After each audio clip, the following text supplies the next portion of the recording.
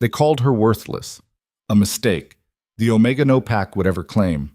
Tonight, under the frozen moon, Kaela Thornridge would be cast out into the wilderness to die. Alone, unwanted, forgotten. But what happened next would shake an entire kingdom to its core. This is the story of a woman who chose compassion when the world demanded cruelty, who found strength in the place everyone said only weakness lived, and who became queen not through birthright, but through a courage no one saw coming. Stay until the end to see how the rejected Omega brought a tyrant king to his knees. Drop a like and comment which city you're watching from. The Frost Peak ceremony ground stood silent beneath a winter moon so bright it turned the snow blue. Kaela Thornridge knew what was coming. She'd known for weeks, maybe years, if she was honest with herself. The whispers had grown louder with each passing season. The sideways glances, the way conversations died when she entered a room. The way even the children had learned to look through her as if she were made of glass. Tonight, everything would become official. She stood at the edge of the ceremonial circle, her thin cloak doing almost nothing against the biting wind that swept down from the northern peaks. Around her, the Thornridge pack gathered in their finest furs and leathers, their breath-forming clouds in the frozen air. Torches flickered, casting dancing shadows across faces she'd known her entire life. Faces that now looked at her with something between pity and disgust. The mating ceremony will now begin. Elder Morrigan's voice cut through the night like a blade through silk. The old woman stood at the center of the circle, her silver hair woven with bone beads that clicked softly as she moved. Under the witness of the full moon, we honor the sacred bonds that strengthen our pack.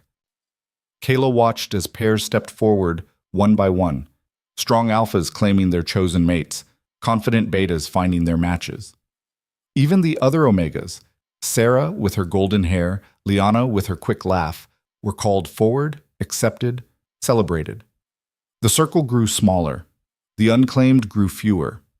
And still, no one approached Kaela. Pathetic, someone muttered behind her. She didn't turn to see who. It could have been anyone. Can't believe she even showed up, another voice whispered. Everyone knows no one wants damaged goods. Damaged. The word stuck to her like pine sap.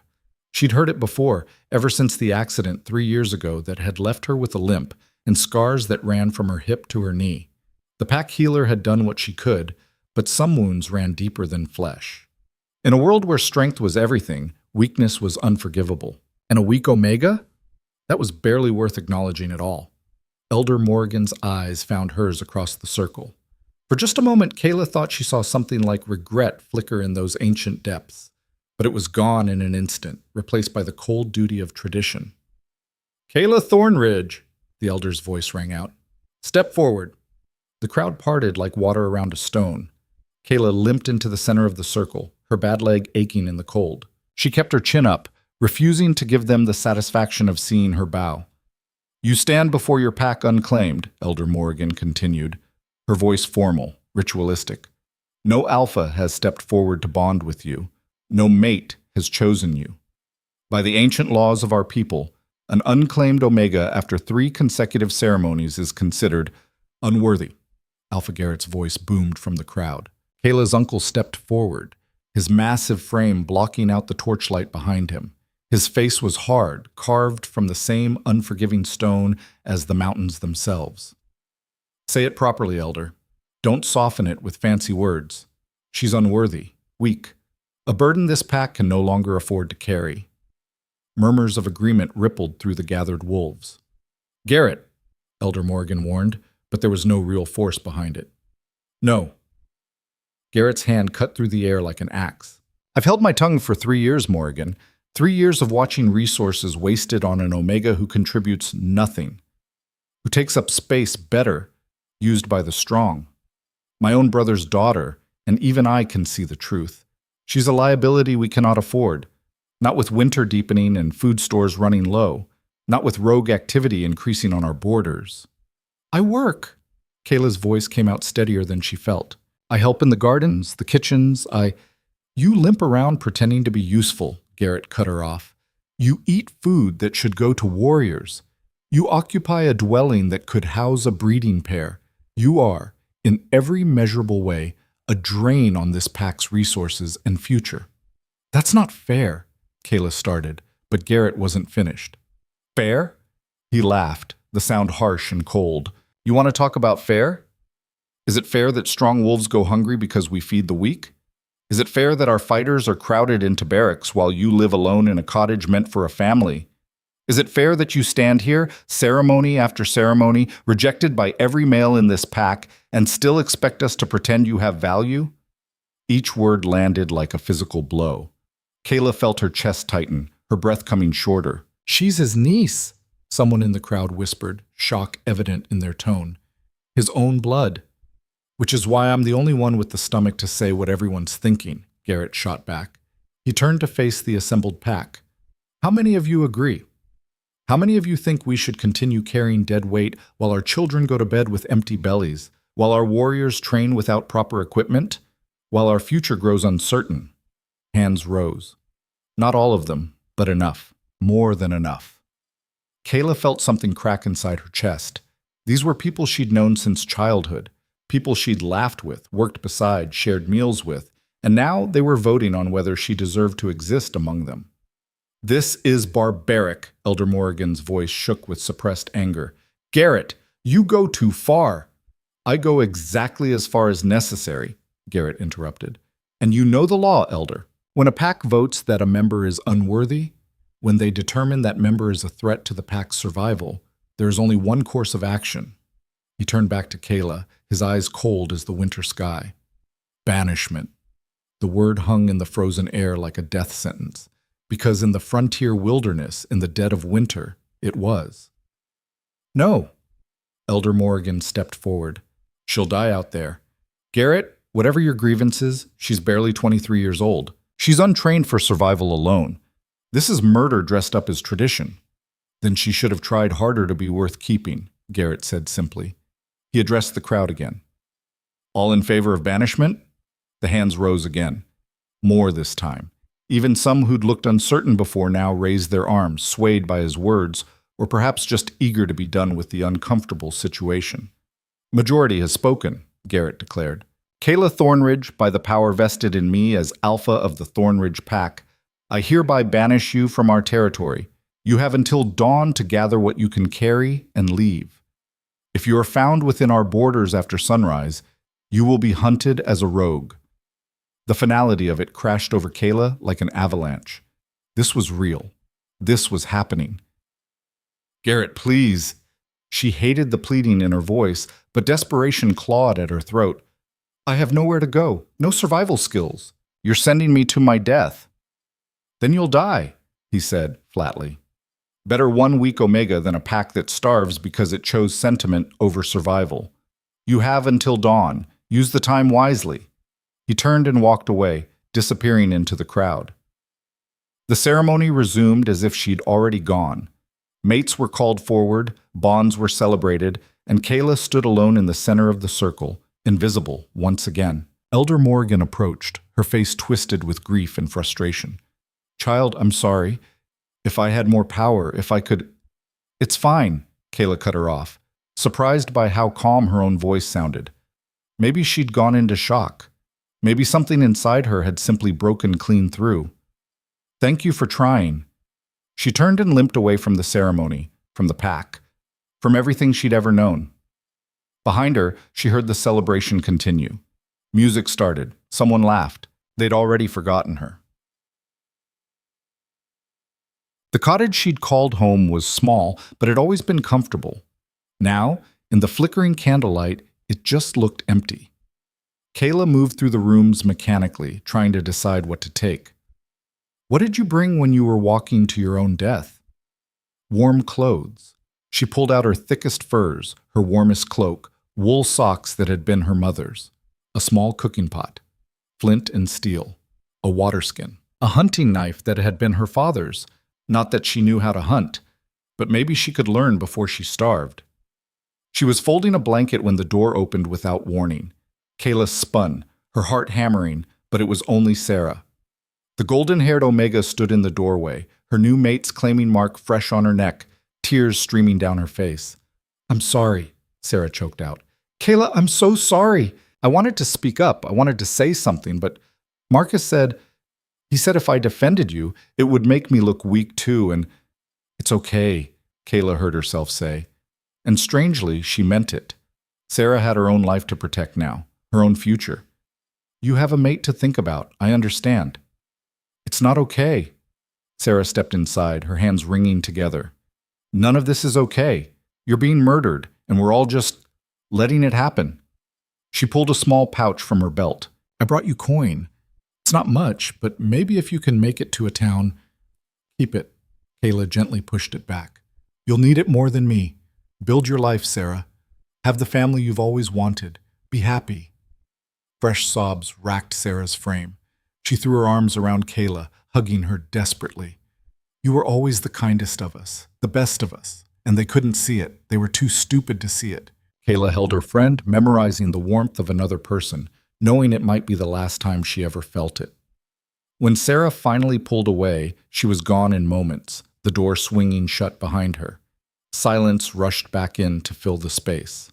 Kaela finished packing, a small bundle that she could carry on her back. Not much to show for 23 years of life. But then again, what had she expected? She'd been barely visible when she was here. How much of a mark could she have left? She checked the angle of the moon through the window. 3 hours until dawn. 3 hours until she had to be gone. She should sleep. Try to rest. But every time she closed her eyes, she saw the wilderness stretching out forever, cold, dark, and utterly indifferent to whether she lived or died. So instead, she sat by the fire and watched the flames dance, trying not to think about anything at all. The sky was just beginning to lighten from black to deep blue when Kaela finally stood. Her pack was ready. Her courage was, well, it wasn't there, but she didn't have the luxury of waiting for it to show up.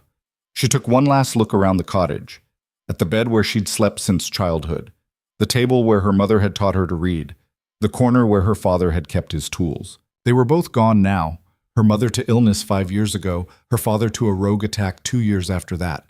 Maybe she'd see them again soon. The thought should have scared her. Instead, it brought a strange sort of peace. Kaela stepped outside into the pre-dawn cold. Her breath misted in front of her face. Frost crunched under her boots. The settlement was quiet, most of the pack still sleeping off the celebration from the night before. Good. She didn't want an audience for this final walk. She headed north toward the edge of pack territory, toward the wilderness beyond. Her leg ached immediately in the cold, the old injury protesting every step. But she'd learned to live with pain. You didn't have a choice, really. You either learned or you broke. The forest line rose ahead of her like a dark wall. Beyond it lay the true wilderness, the frontier lands where civilization ended and survival became a daily battle, where rogue packs roamed, where winter killed the unprepared, where a lone injured Omega had approximately 0 chance of lasting more than a few days. Kaela reached the boundary marker, a stone cairn that marked the edge of Thornridge territory. By law, she should leave her pack marker here, the small wooden token carved with her family name that she'd carried since childhood. She pulled it from around her neck, the leather cord worn smooth from years of wear. For a moment, she just held it, feeling the weight of everything it represented. Then, with deliberate care, she set it on top of the cairn.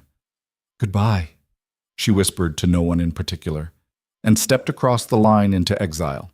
The forest swallowed her immediately. Tall pines blocked out what little pre-dawn light existed, turning the world into a maze of shadows and snow.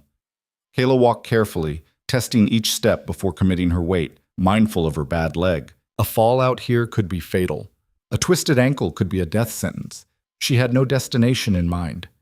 The nearest settlement was 40 miles south through terrain she'd never traveled. The roads were said to be dangerous even for armed groups. For a lone woman with a limp and no survival training, they might as well be on the moon. So she just walked, heading roughly northwest because it seemed as good a direction as any. Maybe she'd find a cave, somewhere to hole up until the cold took her. Maybe it wouldn't hurt too much. Maybe she'd just fall asleep and not wake up. The sun was fully up now, though its light barely penetrated the forest canopy. Kaela's fingers were already going numb despite her gloves. Her legs screamed with every step, but she kept moving because stopping meant giving up, and she wasn't quite ready for that yet. Hours passed. Or maybe minutes.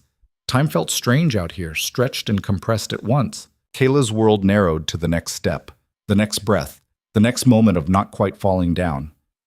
She was so focused on her feet that she almost missed the sound. A groan, low and pained, somewhere off to her left. Kaela froze, her heart suddenly hammering. Rogue? Wolf? Bear? The sound came again. Definitely human. Definitely in pain. Every instinct screamed at her to run. She was alone, unarmed, untrained. Whatever was out there could easily kill her. The smart thing, the survival thing, was to get as far away as possible. But then again, she was already dead. What did she have to lose? Kaela changed direction, moving toward the sound. Her hand found the hunting knife at her belt, though she had no idea how to actually use it in a fight. Still, it made her feel fractionally less helpless. She pushed through a dense thicket of evergreens and stopped dead. A man lay crumpled against a fallen tree, blood staining the snow around him in dark patches. His clothes were torn, expensive-looking leather and fur reduced to tatters.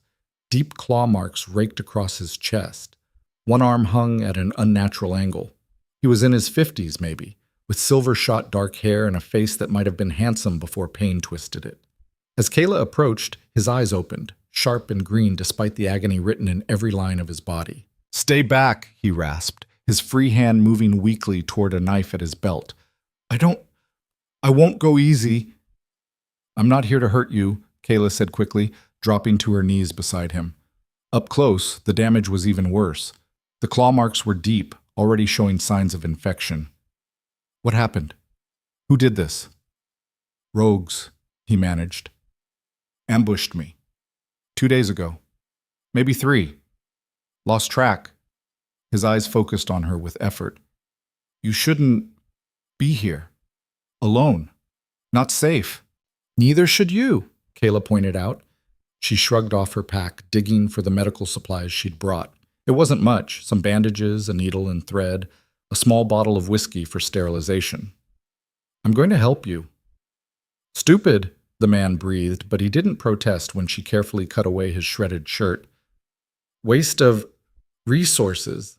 I'm dying." "Maybe," Kaela agreed, examining the wounds. They were bad, really bad. But maybe not fatal if she could stop the bleeding and prevent infection. "But I'm not going to just walk away." "Why not?" His green eyes locked on hers. "Don't know me. Don't owe me. Smart move. Is leave me." Kaela paused, considering the question. Why was she doing this? She had her own survival to worry about, her own nearly impossible odds. Stopping to help a dying stranger made no logical sense whatsoever. "Because I'm tired of smart moves," she said finally. "Because I spent my whole life trying to be worth something to people who'd already decided I wasn't. Because maybe kindness doesn't have to make sense." She poured whiskey over her needle and thread. "This is going to hurt." "Everything already hurts," he said. But when she started stitching, his jaw clenched hard enough that she heard teeth grind. Kaela worked as quickly as her unpracticed hands allowed. She'd watched the pack healer work before, had even helped sometimes with minor injuries. But this was different. This was deep tissue damage, possible internal bleeding, wounds that needed real medical attention. All she could do was clean them, stitch what she could, and pray it would be enough. "You're gentle," the man said after a while, his voice slightly stronger. "Trained healer?" "No," Kaela tied off another stitch. "Just someone who watched and remembered." "What's your name?" "Kaela." She moved to his broken arm, carefully feeling along the bone, definitely fractured. She'd need to set it and splint it. "What's yours?" He hesitated, just for a moment. "Alden. Just Alden." "Well, just Alden." Kaela looked around for suitable branches to use as a splint. "This is going to hurt worse than the stitches." "Can't wait," he said dryly. Setting the bone made him pass out, which was probably a mercy. Kaela worked quickly while he was unconscious, splinting the arm and wrapping it as securely as she could manage. By the time he came around again, she'd also managed to get a small fire going and had water heating in her pot. "You're still here," Alden noted, surprised. "Where else would I be?" Kaela handed him the water skin. "Drink. You've lost a lot of blood. You need to stay hydrated." He drank, eyeing her over the rim. "You're not from around here. Accent's wrong. Clothes are northern pack style, but you're too far south. Observant, Kaela said neutrally. Survival skill, he replied. So what's a northern pack girl doing alone in frontier wilderness in the dead of winter? Kaela busied herself checking his bandages. Long story. I'm not going anywhere. She almost laughed. The sound came out bitter. I was banished, exiled from my pack for being weak, useless, and generally unworthy of existing. They gave me until dawn to leave. So here I am. Alden was quiet for a long moment. That's the stupidest thing I've ever heard. Kaela did laugh then, the sound sharp and broken. Which part? All of it. You're clearly not weak. You've been on your feet for hours despite that limp. You're not useless. You just saved my life with minimal supplies and no formal training. And anyone who'd exile someone capable of that kind of compassion is too stupid to recognize value when it's standing right in front of them. The unexpected defense made Kaela's throat tight. You don't know me. I know you stopped to help a dying stranger when you could have kept walking. I know you're gentle and thorough and brave enough to travel alone in hostile territory. That tells me more about you than knowing your favorite color or how you take your tea. He shifted, wincing. Your pack were fools to let you go. They didn't see it that way. Then they were blind fools. Doesn't make them any less foolish. Despite everything, Kaela felt something warm uncurl in her chest. When was the last time someone had defended her, believed in her? She couldn't even remember. Thank you, she said quietly. Don't thank me yet. Alden's expression turned serious. We're not out of danger. The rogues who attacked me, they're part of a larger group operating in this region. Coordinated hunters, not just random outcasts. They're smart, organized, and they don't leave survivors if they can help it. Then how did you escape? I didn't, he said grimly. They left me for dead. When I didn't die fast enough, they moved on. But if they circle back, if they pick up our trail... He didn't need to finish the sentence. Can you travel? Kaela asked. Not far? Not fast? He looked at her seriously. You should leave me. Head south toward the settlements. You might make it if you move quickly. We've already established I don't make smart moves, Kaela said. She helped him drink more water. Besides, I have nowhere to be. No one waiting for me. If I'm going to die in the wilderness, I might as well do it trying to help someone. You're insane. Probably, she agreed. But you're stuck with me anyway. Now, when you say organized hunters, how organized are we talking? Alden studied her for a moment, something like respect flickering in his eyes. Then he started talking, telling her about rogue pack movements, attack patterns, and territorial markers to watch for. Kaela listened, memorizing everything, her mind already working on how to keep them both alive. She'd been thrown away like trash, cast out to die alone and unmourned. But maybe, just maybe, there was more to her story than an ending in the snow. Maybe there was a chance to prove every single one of them wrong. The fire crackled between them as night fell again. In the distance, something howled, a sound that might have been wolf or might have been something worse. Kaela checked Alden's bandages one more time and added wood to the fire. Tomorrow, they'd figure out how to survive. Tonight, they'd simply refuse to die. And somewhere deep inside her, in a place that had been silent for 3 long years, something fierce and unbreakable began to wake up. Dawn broke cold and colorless over the frontier forest. Kaela had barely slept, jerking awake at every snap of branch or whisper of wind through the pines. Now, in the thin morning light, she could see just how vulnerable their position was. Exposed on 3 sides, their fire a beacon to anything hunting in these woods. Alden was worse. His fever had spiked in the night, his skin hot and dry to the touch despite the freezing air. The infection was spreading faster than she'd hoped. The wound she'd stitched looked angry and red, weeping fluid that shouldn't be there. We need to move, she said, more to herself than to him. Can't. Alden's voice was rough, barely above a whisper. Too weak. You go. South. Fast. We've had this conversation. Kaela was already packing up their meager camp. You're terrible at accepting help. Has anyone ever told you that? My son says it constantly, he mumbled, then seemed to realize what he'd said. His eyes snapped to hers, suddenly sharp despite the fever. Don't! I'm not asking questions, Kaela cut him off. She could see he was someone important, someone with secrets. The quality of his torn clothes, the way he spoke, the educated accent, none of it matched a simple traveler. Your business is your own, but we need shelter, somewhere defensible. Do you know this area? Alden's jaw worked for a moment, then he nodded weakly. 3 miles northeast, Old Trapper's cabin. Abandoned for years, but the structure should be intact. If we can make it there, we'll make it, Kaela said, with more confidence than she felt. She helped him sit up, biting back concern at how his arm shook with even that small effort. Can you walk at all? Not well, he admitted, but I'll try. It took 20 minutes just to get him on his feet. Another 10 to fashion a crude crutch from a fallen branch. By the time they actually started moving, the sun was fully up and Kaela's nerves were screaming. Every minute they stayed was another minute for those rogues to find them. Their progress was agonizingly slow. Alden leaned heavily on both the crutch and Kaela, his breathing labored and harsh. Every few dozen yards they had to stop while he fought down waves of dizziness. Kaela's bad leg protested the extra weight, sending sharp bolts of pain up her hip with each step. But they moved, one foot in front of the other, one painful yard at a time. Tell me something, Alden said after they'd been walking for nearly an hour. About yourself, something good. Trying to keep me talking? Kaela adjusted her grip on him as they navigated around a fallen log. Standard technique for staying conscious. I'm surprised you know it. Humor me. Kaela thought for a moment. I can read. My mother taught me when I was young. The pack thought it was pointless. What did an Omega need with books? But she insisted.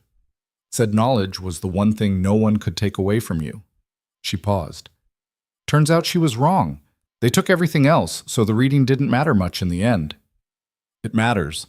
Alden's grip tightened on her shoulder. Trust me. My wife, she thought the same as your mother. Education, knowledge, wisdom, they're worth more than brute strength. Always have been. The world just hasn't figured it out yet. Your wife sounds smart. Was, he said softly. She died 5 years ago. Illness. The kind that no amount of strength or power can fight. He was quiet for a moment. She would have liked you. The words shouldn't have meant anything. They were from a stranger, a dying man Kaela barely knew. But they settled into her chest like warm stones, pushing back against the cold that had lived there since the banishment. 3 miles, you said? She asked, steering them back to safer ground. Roughly. Should see it soon if I'm remembering the landmarks right. They pushed on. The forest grew denser, the underbrush thicker. Twice Kaela had to help Alden over obstacles he couldn't navigate alone. Once they had to hide when they heard voices in the distance, rough, male, speaking a dialect Kaela didn't recognize. They waited, barely breathing, until the voices faded south. That was them, Alden whispered when it was safe to move again. The rogues. They're still hunting. Then we keep moving. Kaela helped him up again, ignoring the way her own hands shook. Come on. You don't get to die on me yet. Not after I used my good threat on you. He actually laughed, though it turned into a cough that racked his whole frame. Stubborn. Survival trait. She threw his own words back at him. Now move. The cabin appeared through the trees like a gift. Small, weathered, half-buried in snow and overgrown with vines, but intact. The door hung crooked on leather hinges, and one window was broken, but the roof looked solid and the walls were thick logs that had weathered years of harsh winters. Kaela had never seen anything more beautiful. Getting Alden inside and settled on the pile of old furs in the corner took the last of both their strengths. Kaela immediately sets about making the space livable, blocking the broken window with her blanket, getting a fire going in the stone hearth, melting snow for water. Her hands moved on autopilot, driven by necessity rather than any real plan. When she finally had a moment to check on Alden, he was unconscious again, his breathing shallow and rapid. The fever was burning him up from the inside. Kaela cleaned his wounds again, changing the bandages, dripping water between his cracked lips. She knew it wasn't enough. He needed real medicine, a trained healer, probably surgery to properly clean those deep claw marks. All she had was willpower and desperation. Don't you dare die, she told his unconscious form. I didn't drag you 3 miles just to have you give up now. The day passed in a blur of water and bandages and feeding the fire. Kaela barely left Alden's side except to gather more wood or melt more snow. As evening approached, his fever finally broke. His breathing eased. His skin lost some of that frightening heat. Kaela slumped against the wall, exhausted beyond measure, and allowed herself one moment of relief. That's when she heard the howl, close, too close, and answered by another from a different direction. They weren't alone anymore. Kaela moved to the window, peering carefully through a gap in the blanket. In the fading light, she could see shapes moving through the trees. 5 figures. They moved with the coordinated precision of trained hunters, spreading out to surround the cabin. Her heart hammered against her ribs. She had a knife, one knife, against 5 trained rogues. "Alden," she hissed, crawling back to him. "Alden, wake up. We have company." His eyes opened, clearer than they'd been in hours. One look at her face told him everything he needed to know. "How many?" "5 that I can see." "Windows? Doors?" "One of each. Doors are only exit, windows blocked." Alden tried to sit up, fell back with a curse. "Can't fight, too weak. You need to run, out the back. There's probably a loose board somewhere. Trappers always leave an escape route. Find it, go." "And leave you to die." "Not happening." "Kaela." "No," she cut him off. "I'm done running.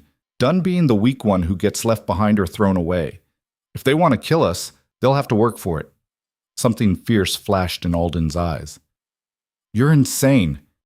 "So you keep saying." Kaela gripped her knife tighter. "Any advice for fighting 5 armed rogues with 1 knife and a limp?" "Don't get hit," he said. "Then there's a loose board. Behind that pile of old traps in the corner. Get me to it. I can't fight, but I can think. And if I'm thinking, you're not fighting alone." They didn't have time to argue strategy. The rogues were at the door now. Kaela could hear them talking, low and confident. She helped Alden to the corner where the escape board was, handed him her flint and steel and the last of her whiskey. "What am I supposed to do with this?" he demanded. "I don't know. You're the one who can think. Think of something." The door exploded inward with a crash that made the whole cabin shudder. 3 men poured through, all armed, all grinning with the confidence of predators who'd cornered their prey. The first one was massive, nearly 7 feet of muscle and scars. The second was leaner but moved like a snake. The third was younger, maybe Kayla's age, with dead eyes that said he'd stopped seeing people as people a long time ago. "Well, well," the big one said, his voice like gravel. "What do we have here? The old man we left for dead and—" His eyes landed on Kaela. "A little friend. Isn't that sweet?" "Leave her alone." Alden's voice was weak but carried an authority that made all 3 rogues pause. "Your quarrel is with me. Let her go." The snake-like one laughed. "Why would we do that? We came back to make sure you were dead and to scavenge anything useful. Looks like we found a bonus." He started toward Kaela. "Come here, girl. We'll make this quick if you cooperate." Kaela didn't think. She moved. The knife flashed in the firelight as she threw it. Not at the man approaching, he was too close, too ready. But at the younger one by the door, who wasn't expecting an attack. The blade buried itself in his shoulder with a meaty thunk. He screamed, stumbling back. "Run!" Alden shouted. But there was nowhere to run. The big one lunged for her, impossibly fast for his size. Kaela dodged, her bad leg nearly giving out, and grabbed the only weapon in reach, a rusted old trap from the pile. She swung it like a club, catching him across the face. Metal teeth raked flesh. Blood sprayed. He roared, more angry than hurt, and backhanded her across the cabin. Kaela hit the wall hard enough to see stars. Pain exploded through her ribs. She couldn't breathe, couldn't think, could only watch as the big man advanced on her, murder in his eyes. Then the cabin exploded into chaos. Alden had used the flint and whiskey to ignite the pile of old traps and furs. Flames erupted, spreading with terrifying speed across the dry wood floor. The rogues shouted in alarm. The big one turned away from Kaela, suddenly more concerned with the fire than with her. "Out!" the snake man yelled. "Everyone out!" They scrambled for the door, tripping over each other in their haste. The younger one with the knife in his shoulder went first, then the big man. The snake-like one paused in the doorway, his eyes finding Kaela through the smoke. "This isn't over," he promised. "We'll be waiting." Then he was gone. The cabin was burning fast, the fire spreading to the walls now. Kaela crawled to where Alden was trying to pull the loose board free with his one good arm. "Help me!" he gasped. Together they pried it loose. The gap beyond was narrow but passable. Cold air rushed in from outside. Kaela went through first, then reached back to help pull Alden through. His broken arm caught on the edge, and he bit back a scream, but they got him out into the snow behind the cabin. They didn't stop to look back. Kaela half-dragged, half-carried Alden into the forest, putting as much distance between them and the burning cabin as they could manage. Behind them, flames rose into the darkening sky, a beacon visible for miles. They'd traded shelter for survival. Now they had neither. They made it maybe 200 yards before Alden collapsed completely. Kaela lowered him against a tree, her own strength nearly spent. Her ribs screamed where she'd hit the wall. Her leg felt like it was on fire. Every breath hurt. "That was the stupidest, bravest thing I've ever seen," Alden managed between gasps for air. "Where did you learn to throw like that?" "I didn't," Kaela admitted. "I was aiming for his chest. Got lucky." He laughed, the sound broken and pained. "Luck or skill, it worked. You saved us, both of us." "We're not saved yet." Kaela looked around at the darkening forest. "They'll track us. And now we have no shelter, no supplies, and you're still dying." "Always the optimist," Alden closed his eyes. "There's another place. 2 days east. A settlement. Blackmore territory. If we can reach it, 2 days?" Kaela stared at him. "You can barely walk 200 yards. "Then you'll have to carry me," he said. His eyes opened, meeting hers seriously. "Listen to me, Kaela. When we get there, if we get there, you need to ask for the Alpha King, Riven Blackmore. Tell him who sent you." "Who did send me? You still haven't told me who you really are." Alden was quiet for a long moment. The fire from the cabin painted the sky orange behind them. Finally, he spoke. "I'm his father," he said simply. "I'm the reason he's so angry at the world. And if you can survive long enough to reach him, tell him I'm sorry. Tell him I never meant to leave. Tell him—" His voice broke. "Tell him his father is dying, and his last act was being saved by the bravest Omega I've ever met." Kaela felt the words settle over her like a weight. An Alpha King. She'd been traveling with, helping, caring for, the father of one of the most powerful men in the frontier territories. "You could have told me," she said. "Would it have changed anything? Would you have helped differently? Left me to die because I had a title?" "No," she admitted. "I would have done exactly the same." "That's why I didn't tell you," Alden said. "I wanted you to see me as just a man who needed help. Not a king, not a political piece, just someone who needed kindness." He coughed, the sound wet and terrible. "And you gave it, freely, without expectation of reward or recognition. Do you know how rare that is? Especially for someone who's been given every reason not to trust, not to care." "I'm starting to think I'm just bad at self-preservation," Kaela said. "Or maybe you're exactly as strong as you need to be," Alden countered. "Maybe your pack were fools who couldn't recognize that strength comes in forms other than claws and teeth." They sat in silence for a moment, listening to the crackle of flames in the distance. Kayla's mind raced. 2 days to Blackmore territory, with a dying man, while being hunted by rogues who now had a personal grudge. The odds weren't just bad, they were impossible. "I can't carry you for 2 days," she said honestly. "I can barely carry you for 2 hours. And that's assuming my leg holds out, which it won't." "Then we take it slow," Alden said. "Rest when we need to, move when we can, and hope luck stays on our side." "Luck?" Kaela gestured at their situation. Injured, hunted, lost in hostile wilderness in the dead of winter. "Where exactly has luck been in any of this?" "You found me," he said simply. "In all this wilderness, in all the places you could have walked, you found me. I call that luck. I call it a coincidence. Call it what you want." Alden shifted, trying to find a position that didn't hurt. "But I'm alive because of it. And you're alive because you made choices no one expected. That has to count for something." Kaela wanted to argue, but exhaustion was pulling at her like a physical weight. They needed to rest. just for a few hours, just enough to gather strength for tomorrow's impossible journey. She helped Alden get as comfortable as possible, packed snow around his wounds to help with the swelling, and settled next to him to share what little body heat they could generate. The night pressed in around them, cold and vast and utterly indifferent to whether they survived until morning. "Kaela." Alden's voice was drowsy, fading towards sleep. "Yeah? Thank you for not leaving me, for being stubborn and brave and foolish enough to try. Don't thank me until we survive this," she said, but he was already asleep, his breathing evening out into something that might almost be peaceful. Kaela stayed awake, watching the shadows between the trees, listening for any sound that might mean the rogues had found their trail. Her knife was gone, lost in the cabin fire.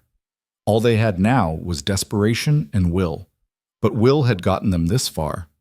Maybe it could get them 2 days further. Above them, through the canopy of pines, stars began to emerge as the firelight faded, cold and distant and utterly uncaring. Kaela watched them wheel slowly across the sky and made herself a promise. She would get Alden to Blackmore territory. She would face this Alpha King and deliver the message. And then she'd figure out what came next. If there was a next. The rejected Omega and the fallen king running through frozen wilderness toward an uncertain salvation. It would have been funny if it wasn't so desperate. Hours passed, the night grew colder, and in the distance, too close for comfort, something howled. Kaela's eyes snapped open. She'd dozed off without meaning to, and now pre-dawn light was filtering through the trees. Alden still slept beside her, his fever down but his breathing labored. And somewhere nearby, branches cracked under heavy footsteps. They'd been found. Kaela's hand went to her belt before she remembered. No knife, no weapons at all. Just her and a dying man against hunters who'd tracked them through the night. She shook Alden awake as gently as she could. His eyes opened, immediately alert despite his condition. "They're here," she whispered. He nodded, struggling to sit up. "Help me stand. If I'm going to die, I'll do it on my feet." "You're not going to die." Kaela got under his shoulder, taking his weight. "Neither of us are. We've come too far to give up now." "Inspiring speech," he managed. "Terrible odds, though." "Story of my life," Kaela said. The footsteps were closer now, multiple sets, coming from the east, the direction they needed to go. "We run west," Kaela decided. Circle around them. It'll add time, but we'll be alive to complain about it," Alden finished. "Do it." They moved as quickly as Alden's condition allowed, which wasn't fast enough. The footsteps followed, tracking them with the patient certainty of hunters who knew their prey was wounded and tired. Kaela's legs screamed with every step. Her ribs sent bolts of agony through her chest with each breath. But she kept moving because stopping meant dying, and she'd already decided that wasn't happening today. They burst through a dense thicket and stumbled into a clearing and froze. A massive gray wolf stood on the far side, easily the size of a bear. Its eyes, intelligent, golden, utterly inhuman, locked onto them with an intensity that made Kaela's blood run cold. Not a wolf, a shifter. And behind it, more wolves emerged from the trees. 6, 7, 10, all massive, all watching with that same terrible intelligence. "Oh," Alden breathed. "This is either very good or very bad." The largest wolf, the first one, shimmered. The air around it bent and twisted, and then where a wolf had stood, a man rose. He was tall, powerfully built, maybe in his early 30s. Dark hair, sharp features, and eyes that still held that golden wolf gleam even in human form. He was shirtless despite the cold, his chest marked with scars that spoke of a life lived in combat. When he spoke, his voice carried absolute authority. "You're on Blackmore land," he said. "Explain yourselves. Now." Alden straightened as much as his injuries allowed. "Hello, son." The man, Riven Blackmore, Kaela realized with a jolt of terror, went absolutely still. His eyes widened, his jaw clenched, and then impossibly, his expression hardened into something that might have been rage or pain or both. "You," he said, the word dripping with venom. "You're dead. You have to be dead. I buried you. I mourned you. You don't get to be alive." "I know," Alden said quietly, "and I can explain. But first, he swayed, his strength finally giving out completely. I need to sit down. Kaela caught him before he fell, lowering him as gently as she could to the snow. She looked up at the Alpha King, trying to keep her voice steady, even though her heart was trying to break free from her chest. He's dying, she said. He needs a healer. And there are rogues hunting us, 5 of them, armed and organized. They'll be here soon. So whatever family drama you two need to work through, can it wait until we're not about to be killed? Riven's golden eyes shifted to her for the first time, really seeing her. His nostrils flared slightly, and she knew he was scenting her, reading her Omega status, her fear, her exhaustion. Who are you? He demanded. Someone trying to keep your father alive, Kaela shot back. Are you going to help or just stand there being angry? For a moment, she thought she'd gone too far. Alpha Kings didn't take well to being challenged, especially not by Omegas. His eyes narrowed dangerously. Then, to her complete shock, the corner of his mouth twitched. You have nerve, he said. I'll give you that. He gestured sharply to the wolves behind him. Marcus, take a patrol east. Find those rogues. I want them alive if possible. Dead if not. Elena, run ahead to the stronghold. Tell the healers to prep the medical wing. Everyone else with me. The wolves moved instantly, some shifting to human form to acknowledge orders before disappearing into the forest. Within seconds, it was just Riven, 2 remaining guards, and Kaela and Alden. Riven approached, dropping to one knee beside his father. His hand hovered over Alden's shoulder but didn't quite touch, as if he wasn't sure his father was real. How? He asked, his voice rough. How are you alive? I found your body. I buried you with my own hands. Not my body, Alden said weakly. A decoy. I'm sorry, Riven. I had to disappear, had to make everyone think I was dead. It was the only way to protect you from what? Riven's control cracked, anger bleeding through. From enemies? From politics? I'm the Alpha King now, Father. I've faced down armies. What could possibly have been so dangerous that you had to fake your own death and let me grieve you for 5 years? Later. Alden's breathing was getting worse. Please, I'll tell you everything, but later. Riven's jaw worked. Then he stood, scooping his father up as if he weighed nothing. Fine, but you will tell me. All of it. His eyes found Kaela again. And you. You're coming too. I have questions. I can barely walk, Kaela pointed out. Without a word, one of the guards, a stern-faced woman who'd shifted to human form, stepped forward and offered her arm. Kaela took it gratefully, trying not to show how close she was to collapsing. They moved through the forest at a pace that should have been impossible given Alden's condition, but Riven carried him carefully, and the path they took was clearly well maintained. Within an hour, the trees gave way to a fortress. Blackmoor's stronghold rose from the landscape like a mountain made by human hands. Stone walls 30 feet high, guard towers at every corner, a main keep that dominated the skyline. It was fortress, city, and statement of power all rolled into one. Kaela had never seen anything like it. They were through the gates in moments, Riven shouting orders that sent people scurrying. Healers appeared with a stretcher, transferring Alden from his son's arms with practiced efficiency. They disappeared into the keep, leaving Kaela standing in the courtyard, feeling utterly lost and completely out of place. Riven turned to her. Up close, he was even more intimidating, a full head taller than her, radiating power and authority from every pore. You saved him, he said. It wasn't a question. I helped, Kaela corrected. He saved himself. I just stopped the bleeding. Don't diminish it, Riven's golden eyes bored into hers. He was dead. I can smell the infection from here. He should have been dead days ago, but he's not, because you wouldn't let him be. His head tilted slightly. Why? Why what? Why save a stranger in the wilderness when you clearly have your own survival to worry about? You're Omega, alone, injured, and if I'm reading this right, recently exiled. Smart move would have been to keep walking. I'm tired of smart moves, Kaela said, echoing what she'd told Alden. Besides, he needed help. That was reason enough. Riven studied her for a long moment. Then, impossibly, he smiled, and it transformed his entire face from intimidating to something else entirely. You're going to be interesting, he said. Come on, Let's get you cleaned up and fed. Then you and I are going to have a very long conversation about how you ended up traveling through hostile wilderness with my supposedly dead father." He turned and started walking toward the keep, clearly expecting her to follow. Kaela stood frozen for a moment, trying to process the last 5 minutes.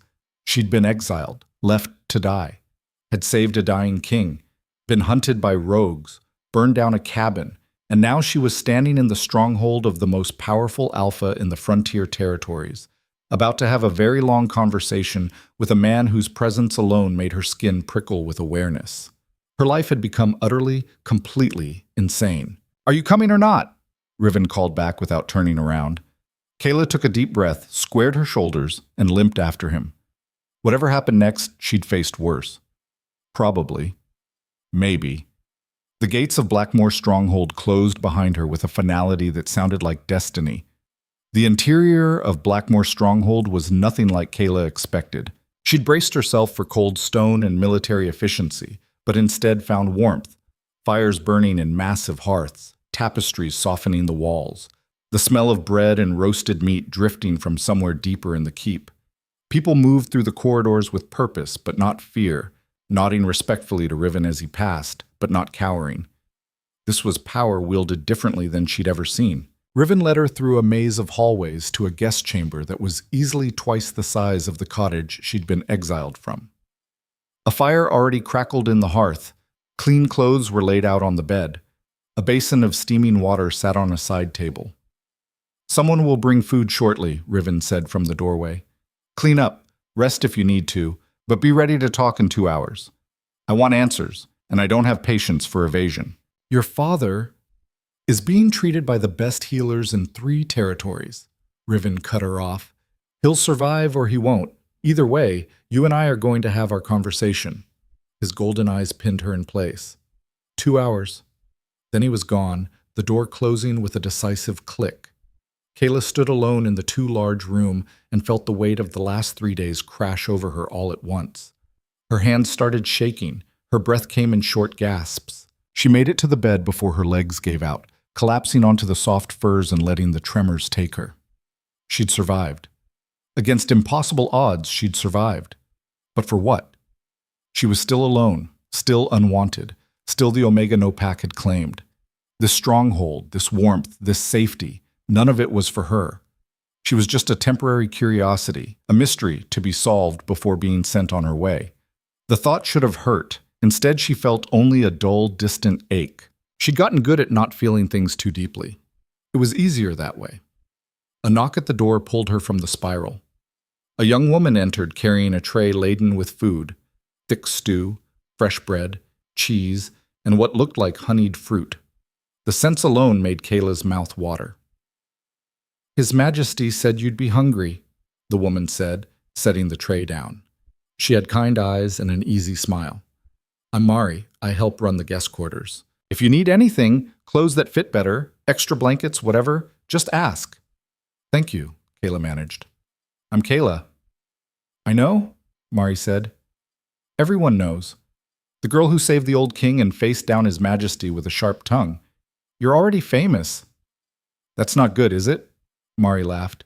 "Depends on your perspective. Eat, you look half dead. And for what it's worth," she paused at the door, "we don't get many people brave enough to talk back to King Riven. It's kind of refreshing." She left before Kaela could respond. The food was incredible. Kaela ate until her stomach hurt, then forced herself to stop before she got sick. She washed in the basin, wincing at the bruises covering her ribs, the angry red marks on her bad leg where the old scars had reopened from the strain. She looked like she'd been through a war. She felt like it too. The clean clothes fit reasonably well, simple wool dress, warm leggings, soft boots that didn't pinch. Someone had even left a comb, which Kaela used to work through the tangles in her dark hair until it fell smooth past her shoulders. When she caught her reflection in the polished metal mirror, she barely recognized herself. The girl staring back looked older, harder, like someone who'd left their innocence buried in the snow somewhere between rejection and survival. Maybe that's exactly what had happened. The 2 hours passed too quickly. When the knock came, Kaela was as ready as she'd ever be. But it wasn't Riven at the door. It was a guard, the same stern-faced woman who'd helped her earlier. King Riven requests your presence in the council chamber, she said formally. Follow me. The council chamber was smaller than Kaela expected, but no less impressive. A round table dominated the center, surrounded by high-backed chairs. Maps covered the walls, marked with territories and supply routes and what looked like troop movements. A fire burned low in the hearth. Riven stood at the window, his back to the door, silhouetted against the late afternoon light. He didn't turn when Kaela entered. Sit, he said. Kaela sat, choosing a chair with a good view of both the door and Riven. Old instincts from living in a pack that didn't want her, always know your exits. Riven finally turned, moving to take the seat directly across from her. Up close, in better light, she could see the exhaustion etched into his features. The worry he was trying to hide, the anger simmering just below the surface. How is he? Kaela asked before he could start interrogating her. Alive. Barely. The infection was worse than we thought. The healers are... He stopped, jaw clenching. They're doing what they can. I'm sorry. I tried to keep the wounds clean, but I didn't have proper supplies, and you kept him alive, Riven interrupted. With almost nothing in hostile territory while being hunted. The healers said another day and the infection would have been unstoppable. You bought him time he shouldn't have had. His eyes bore into hers. So thank you for that. The sincerity in his voice caught her off guard. You're welcome. They sat in silence for a moment. Then Riven leaned forward, folding his hands on the table. Now tell me everything. Who you are. Why you were alone in the wilderness. How you found my father. And why... His voice hardened. He trusted you when he's trusted no one for 5 years. So Kaela told him about the banishment, the rejection, walking into the wilderness to die, finding Alden wounded and choosing to help instead of walking away. The cabin, the rogues, the desperate flight to Blackmoor territory. She left nothing out, not even the parts that made her look weak or stupid or pathetically hopeful. Riven listened without interrupting, his expression unreadable. When she finished, he was quiet for a long time. Your pack are idiots, he said finally. Kaela blinked. What? Your pack. They're idiots. Short-sighted, cruel idiots who threw away something valuable because they were too stupid to see what they had. He stood, pacing to the window. An Omega who can think under pressure, who has medical knowledge, who chooses compassion over survival even when it costs her everything. And they exiled you for being weak? He laughed, the sound bitter. No wonder they're struggling. They cut out their own heart and called it strength. They were trying to survive, Kaela found herself defending them despite everything. Resources were tight. I was a burden. You were a scapegoat, Riven cut her off. Someone they could blame for their own failures. It's easier to exile one person than to admit the whole pack is poorly managed. He turned back to her. How many children were hungry? What? In your pack. How many children were actually going hungry? Give me a number. Kaela thought back, trying to remember seeing genuinely malnourished children. I don't know. I never actually saw... Exactly. Because it wasn't about food. It was about power. Someone, probably your uncle, needed to consolidate control, and the easiest way to do that is to create an enemy everyone can unite against. You were convenient. His eyes glittered with something dangerous. If I ever meet this Alpha Garrett, he and I are going to have words. The protective anger in his voice made something warm and uncomfortable unfurl in Kaela's chest. Why do you care? You don't know me. No, Riven admitted. But you saved my father's life when you had every reason not to. That tells me more about your character than 100 formal introductions would. He returned to his seat. And if you're wondering whether you can stay here, the answer is yes. Blackmoor doesn't turn away people with value, and you clearly have it. The offer hung in the air between them. Safety, shelter, a place to belong. It was everything Kaela had lost, everything she'd stopped letting herself hope for. What's the catch? She asked, because there was always a catch. Riven's mouth quirked. Smart. The catch is that we're preparing for war. Those rogues who attacked you and my father, they're part of a larger force, organized, well-armed, and coordinated in ways rogues shouldn't be. We've been tracking them for months. They're planning something big. How big? Big enough to threaten every pack in the frontier territories if we don't stop them first. He pulled out a map, spreading it across the table. Red marks dotted the landscape like a rash. These are confirmed rogue sightings in the last 3 months. See the pattern?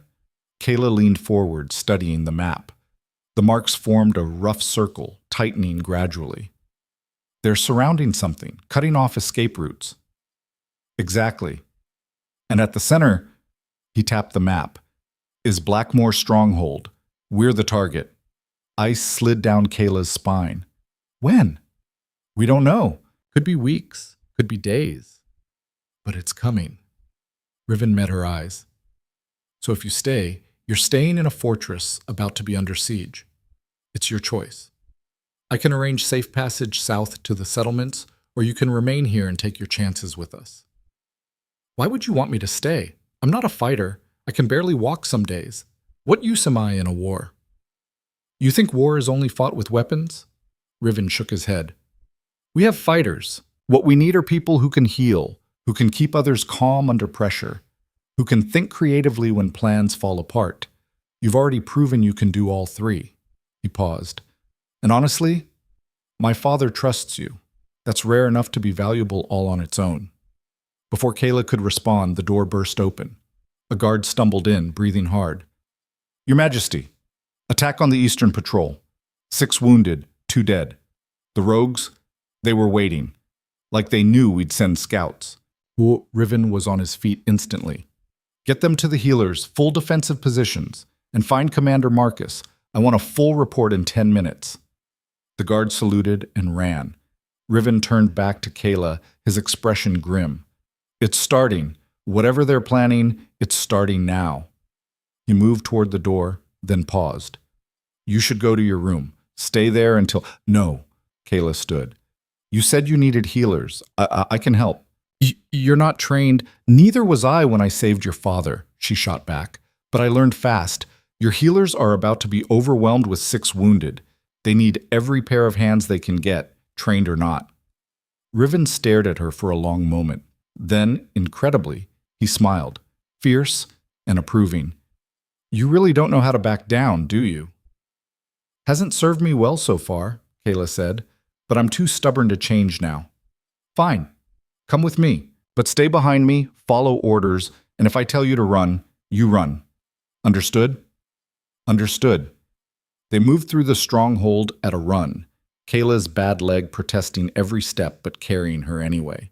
The medical wing was chaos, wounded guards being carried in on stretchers, healers shouting orders, the smell of blood thick in the air. An older woman with silver hair and sharp eyes spotted them immediately. Your Majesty, we need more space and more hands. I've got 3 critical, 2 stable, and 1 who might not make it without immediate surgery. This is Kaela, Riven said without preamble. She has medical knowledge. Put her to work. The healer, Mira, someone called her, gave Kaela one assessing look. Can you follow instructions exactly? Yes. Can you handle blood? I've handled worse. Then come with me. You're on stabilization. Keep them breathing until I can get to them. Mira was already moving, trusting Kaela to keep up. That one first, punctured lung. Apply pressure here and here. Don't let him move. If he stops breathing, call me immediately. Kaela found herself at the bedside of a young guard who couldn't be more than 20, his chest a mess of claw marks. She pressed down where Mira had indicated, feeling warm blood pulse against her palms. Stay with me, she told him. You're going to be fine. Just breathe, slow and steady. The guard's eyes found hers, wild with pain and fear, but he nodded, focusing on her voice. The next hour blurred into organized chaos. Kaela moved from patient to patient, doing what the healers told her, applying pressure, changing bandages, holding down thrashing limbs during painful procedures. Her hands were steady even when her stomach turned. Her voice stayed calm even when her heart raced. She'd been trained for this, she realized, not in any formal way, but every time she'd been hurt and had to treat herself, every time she'd watched the pack healer work. Every moment of suffering she'd endured had taught her something about surviving pain. Now she used it to help others survive theirs. You're a natural, Mira said when there was finally a moment to breathe. Where did you train? I didn't, Kaela said. I just paid attention. Mira studied her with new interest. Well, your wasted is just someone who paid attention. If you're staying, I'm putting you in for healer training. We can always use more. Before Kaela could respond, shouting erupted from the corridor. Riven appeared in the doorway, his face dark with fury. Mira, is my father stable enough to talk? Barely. He woke an hour ago, but he's weak. Why? Because we have a traitor, Riven bit out. Someone told the rogues exactly where that patrol would be and when. 6 people are dead or wounded because someone in this stronghold is feeding information to the enemy. Silence crashed over the medical wing. Healers and patients alike stared at Riven in shock. That's impossible, someone whispered. We're Blackmore. We're loyal. Apparently not all of us, Riven's voice could have cut steel. I need to know who my father was meeting with before he disappeared. Who he trusted. Who might have had reason to want him gone. I can tell you that, a weak voice said from the corner. Everyone turned. Alden stood in the doorway of the private recovery room, leaning heavily on the frame, his face gray with pain and exhaustion. Mira immediately rushed to his side. You shouldn't be up. I heard my son shouting about traitors, Alden said. I'll rest when I'm dead. His eyes found Riven. You want to know why I disappeared? Why I faked my death? Because I discovered someone in your inner circle was selling information to rival packs. I couldn't prove who, couldn't narrow it down, so I vanished to draw them out, make them think they'd won. Who? Riven demanded. Who did you suspect? 3 people had the access and knowledge necessary, Alden said. Commander Marcus, Elder Council member Theron, and your chief strategist Vex. The names fell like stones into still water. Marcus has been with me for 10 years, Riven said.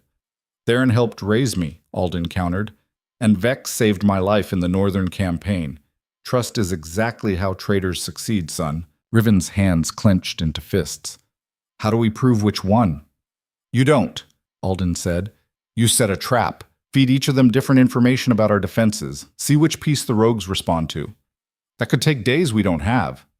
Or, Kaela heard herself say, and everyone turned to stare at her. You use me. Riven's eyes narrowed. Explain. I'm an outsider, no loyalty to anyone here. If the traitor thinks I'm vulnerable, someone they can manipulate or extract information from, they might approach me. She spoke faster, the plan forming as she went. Spread the word that you're considering making me an advisor because I have unique insights into rogue behavior from my time traveling with them. Make me valuable, make me accessible, and see who tries to use me. Absolutely not, Riven said flatly. That puts you directly in danger. I'm already in danger, Kaela pointed out. We all are. But I'm the only one here the traitor doesn't know, doesn't have a read on. That makes me an asset you can't afford to waste. She's right, Alden said quietly, and she's brave enough to do it. The question is whether you're willing to let her. Father and son locked eyes. Kaela could see the war playing out in Riven's expression, tactical sense versus protective instinct. Finally, his jaw clenched. Fine, but you're not doing this alone. I'll assign guards, people I absolutely trust. No guards, Kaela interrupted. Guards make me look protected. I need to look vulnerable, alone, someone easy to approach. Then you're getting a panic signal. Riven pulled a small silver whistle from his pocket. 3 short blasts and every guard in the stronghold converges on your location. Non-negotiable. Kaela took the whistle, feeling its weight. Deal. This is insane, Mira muttered. Welcome to my life, Kaela said. The plan was set in motion within the hour. Word spread through the stronghold like wildfire. The mysterious Omega who'd saved the old king was being considered for an advisory position. She'd be given access to strategy meetings, private conversations with the Alpha King, influence. Kaela played her part, moving through the stronghold with careful visibility. She ate in the common dining hall, walked the corridors alone, made herself available and approachable, and waited for the traitor to make their move. 2 days passed in tense anticipation. The wounded from the patrol attack slowly improved under Mira's care. Kaela helped where she could, learning more about healing with every hour. Riven watched her with an intensity that made her skin prickle, always nearby but never obvious about it. On the 3rd night, as Kaela was returning to her chamber, a figure stepped out of the shadows. Elder Theron was a distinguished man in his 60s, silver-haired and scholarly looking. He smiled warmly at Kaela. My dear, might I have a word? I've been hoping to speak with you about your experiences with the rogue packs. Your insights could be invaluable to our defensive planning. Every instinct screamed danger, but Kaela smiled back, playing naive. Of course, Elder, I'm happy to help however I can. Wonderful. Why don't we speak in the archives?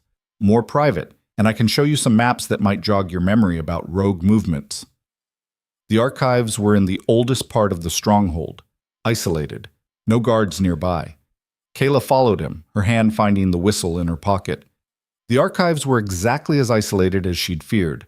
Rows of shelves packed with scrolls and books, thick stone walls muffling sound. Theron led her to a table in the back, spreading out a map. Now then, he said pleasantly, tell me about the rogue camps you saw. Their numbers, their weapons, their leadership. I didn't see much, Kaela lied. We mostly ran and hid. Surely you observed something useful. Theron's smile never wavered, but his eyes had gone cold. The Alpha King is counting on your information to plan our defense. You wouldn't want to disappoint him. No, of course not. Kaela leaned over the map, pretending to study it. I think their main camp was somewhere around here. Theron's hand clamped down on her wrist, fast as a striking snake. Enough games, his voice dropped the pleasant facade. You're going to tell me everything King Riven has planned for the defense. Every strategy, every weak point, every contingency, and you're going to do it quietly. Why would I do that? Kaela asked, though her heart was racing. Because if you don't, I'll make sure your death looks like a tragic accident, Theron said calmly.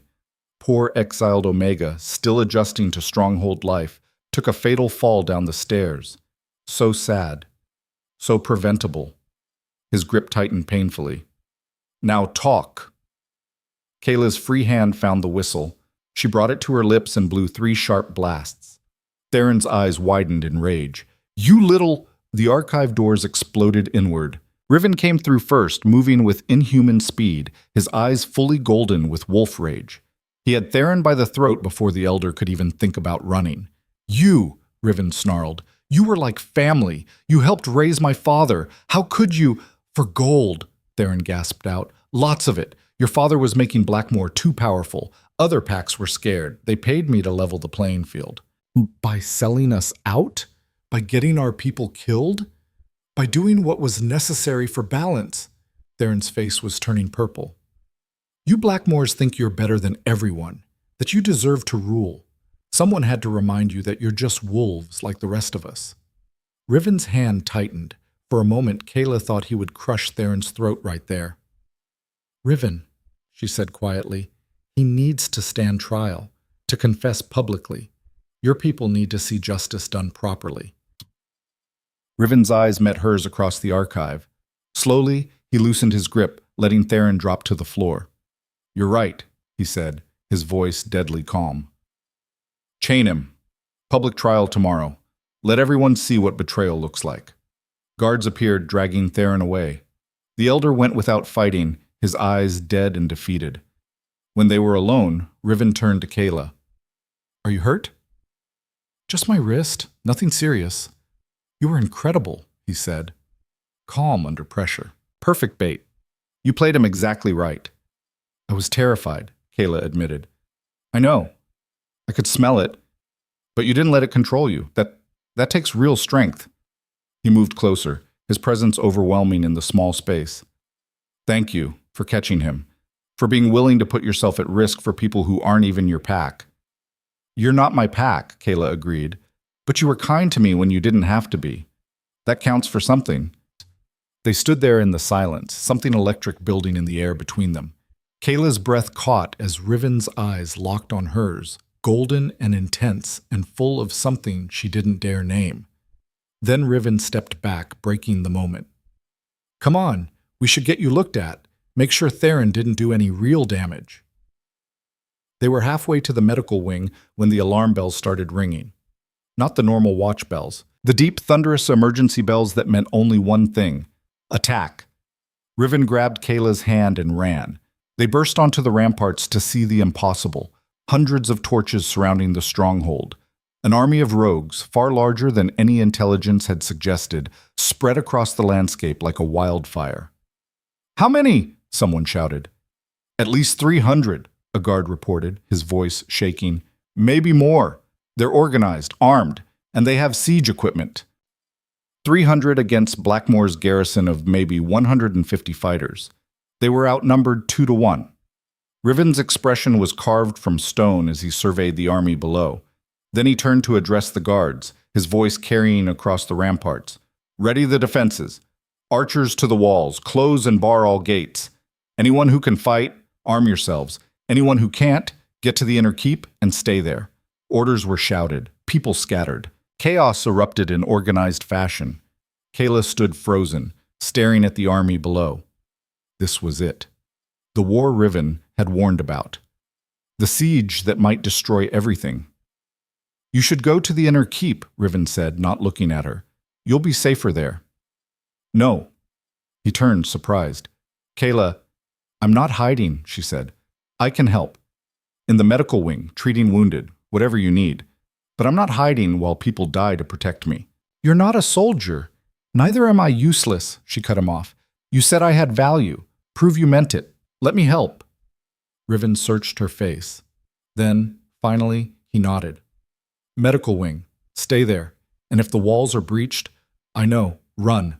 Hide. Survive." She met his eyes. "Try not to get killed, would you? I didn't drag your father across hostile wilderness just to have his son die in the first hour of battle." Despite everything, Riven laughed, sharp and genuine. "I'll do my best. No promises." Then he was gone, moving to coordinate the defense, and Kaela was running toward the medical wing where Mira was already preparing for casualties. Outside the walls, the rogue army began to move. The siege of Blackmore Stronghold had begun, and Kaela, the exiled Omega no pack had wanted, stood at the heart of it all, healing hands ready, stubborn courage intact, and absolutely no idea if any of them would survive the night. The first wave hit the walls just after midnight. Kaela heard it from the medical wing, the thunder of battering rams against reinforced gates, the screams of attackers meeting defender arrows, the deep war cries that made the stone floors vibrate. Mira had converted the entire wing into a triage center, clearing beds and setting up surgical stations with ruthless efficiency. "They're coming," a young healer named Finn said, his hands shaking as he prepared bandages. "The wounded. They'll be coming soon." "Then we'll be ready," Mira said firmly. She caught Kayla's eye. "You've got steady hands and you don't panic. You're on critical cases with me. Everyone else handles minor wounds and stabilization." The doors burst open. 4 guards carried in a screaming woman, her leg nearly severed at the knee by what looked like an axe blow. Blood painted a trail across the floor. "Table 3, Mira barked. "Kaela, with me. Someone get me boiling water and clean thread now." Kayla's mind went blank and sharp at once. The same state she'd entered treating Alden in the wilderness. She moved to assist Mira without thinking, her hands finding the right pressure points to slow the bleeding while Mira assessed the damage. "We're going to lose the leg," Mira said quietly. "Bones shattered, arteries compromised. But we can save her life." "Tell me what to do." The amputation was brutal and quick. Kaela held the woman down while Mira cut and cauterized, her own stomach churning but her hands rock steady. The woman passed out from the pain halfway through, which was a mercy. They were cleaning up when 6 more wounded arrived, then 4, then a dozen all at once. The medical wing transformed into organized chaos. Kaela moved from patient to patient, stitching wounds she would have considered catastrophic just days ago, setting broken bones, extracting arrows. Blood soaked through her dress until she couldn't tell what was hers from countless cuts and what belonged to the people she was trying to save. Hours blurred together. The sounds of battle continued outside, sometimes distant, sometimes terrifyingly close. Through it all, Kaela worked. Her bad leg screamed in protest. Her hands cramped. Her vision swam with exhaustion. But she didn't stop. "You're a natural healer," Mira said during a brief lull, both of them gulping water and trying to catch their breath. "I've trained people for years who weren't half as good as you are right now." "I just do what you tell me." "No," Mira corrected. "You do what needs doing before I can tell you. That's instinct. Can't be taught." She studied Kaela with new respect. "Your pack were fools to throw you away. Before Kaela could respond, a guard stumbled in, clutching his side. "Message for the Omega," he gasped. "From His Majesty." Kaela took the blood-stained note with trembling hands. "The eastern wall is failing. We're holding, barely. Stay where you are. If we fall back to the inner keep, barricade the medical wing. Don't open for anyone you don't recognize. R." "How bad is it?" Kaela asked the guard as Mira tended to his wounds. "Bad," he admitted. "They've got numbers we didn't expect. And they're coordinated, fighting like trained soldiers, not rogues. Someone's leading them, someone good." A cold dread settled in Kayla's stomach. She moved to the window, peering through the narrow slit at the battle below. In the torchlight, she could see the eastern wall and the massive figure directing the assault. Even from this distance, she recognized him, the big rogue from the cabin, the one whose face she'd raked with the trap. He was pointing at the stronghold, shouting orders, and his focus seemed fixed on one section of wall in particular, the section where Riven was coordinating the defense. "No," Kaela breathed. "He knows." "Knows what?" Mira asked. "Where Riven is, that's not a random assault. They're targeting him specifically. If they kill the Alpha King, the defense collapses," Mira finished grimly, "and we all die." Kayla's mind raced. She couldn't fight, couldn't join the battle directly, but she could think. And she'd spent 3 days traveling with rogues, watching their patterns, learning how they moved and communicated. An idea formed, crazy, desperate, and probably suicidal. "I need to see Alden," she said. "He's barely conscious. I need 5 minutes, please." Something in her voice made Mira nod. 5 minutes. Then you're back here. We need you." Alden's recovery room was quiet compared to the chaos of the medical wing. He lay propped against pillows, his color better than before but still gray with exhaustion. His eyes opened when Kaela entered. "You look like you've been through a war," he observed. "We're in one." Kaela pulled a chair close. "I need to ask you something. When you were traveling before the rogues attacked you, did you notice anything about how they communicated? Signals, patterns, anything?" Alden's eyes sharpened despite his condition. "Why?" "Because they're not fighting like rogues.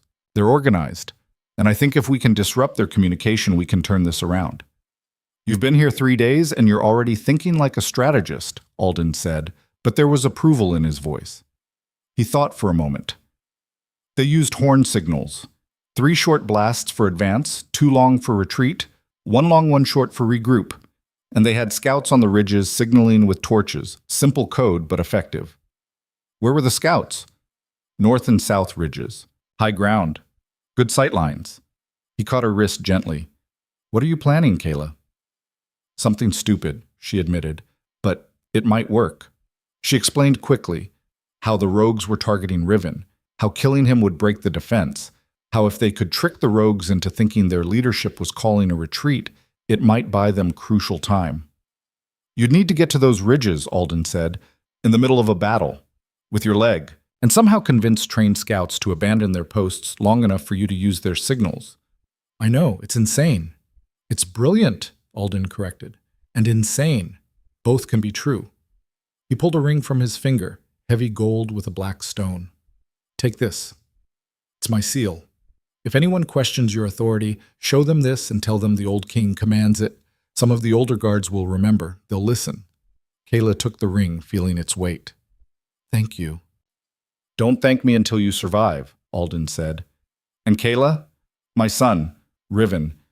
He needs people who can think like this. People who see solutions instead of just problems. Don't die before he figures that out." She left before she could lose her nerve, the ring heavy in her pocket and a desperate plan crystallizing in her mind. The corridors were chaos. Guards ran past, carrying weapons and wounded. Servants hauled buckets of water to fight fires. Kaela pushed through it all, heading for the northern stairs that led to the wall walk. A guard tried to stop her. "No civilians on the walls?" Kaela flashed Alden's ring. "Old King's orders. Let me pass." The guard's eyes widened. He stepped aside. The wall walk was worse than she'd imagined. Arrows flew overhead, oil burned in massive pots ready to be dumped on attackers. Guards fired down at the rogue army with mechanical precision, their faces set in grim determination. Kaela found Riven near the eastern tower, his shirt torn and bloody, his eyes golden with wolf rage as he coordinated the defense. "What are you doing here?" he demanded when he saw her. "I told you to stay in the medical wing." "The rogues are targeting you specifically," Kaela cut him off. "Their leader, the big one from the cabin, he's directing every assault at your position. If you stay here, they'll eventually break through and kill you." "I can't leave this section. It's the weakest point. If I pull back, you don't pull back. You decoy." Kaela explained her plan in rapid bursts. The signal horns, the scouts on the ridges, the possibility of creating confusion in the rogue ranks. Riven stared at her like she'd grown a second head. "That's the most reckless, dangerous, absolutely insane plan I've ever heard. Will it work?" He was quiet for a moment, his tactical mind clearly running through scenarios. Then, incredibly, he smiled, fierce and wild. "It might. If you can get to those ridges without being killed, if the scouts are where my father thinks they are, if the rogues actually respond to the signals." He gripped her shoulders. "That's a lot of ifs, Kaela." "I'm good with ifs," she said. "I've survived on nothing but ifs for 3 days.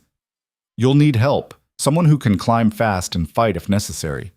I'll take Mari. She's quick and she knows the terrain." "Mari's a quartermaster, not a fighter." "Which is why no one will expect her," Kaela pointed out.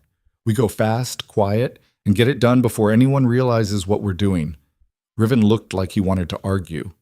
Then an arrow thunked into the wall next to his head, and he ducked on pure instinct.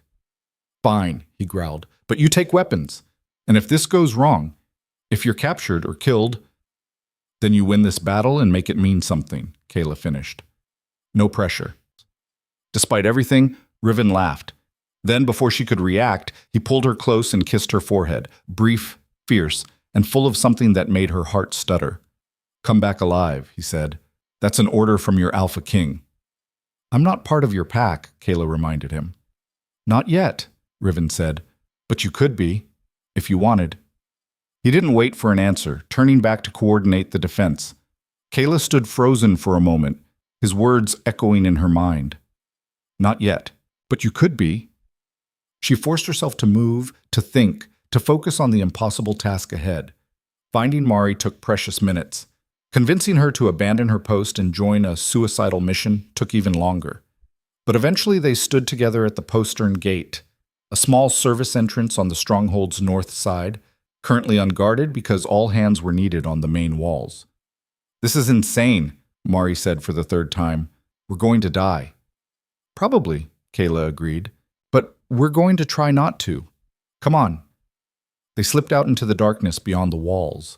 The battle raged behind them, noise and light and chaos. But out here in the forest, everything was quiet. Too quiet. They moved quickly despite Kaela's limp, using the trees for cover, heading for the north ridge where Alden had said the scouts would be positioned.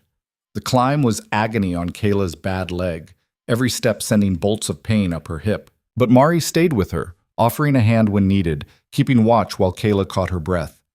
20 minutes of climbing brought them to a rocky outcrop near the ridge's peak, and there, exactly as Alden had predicted, were 2 rogue scouts with a signal torch. "Now what?" Mari whispered.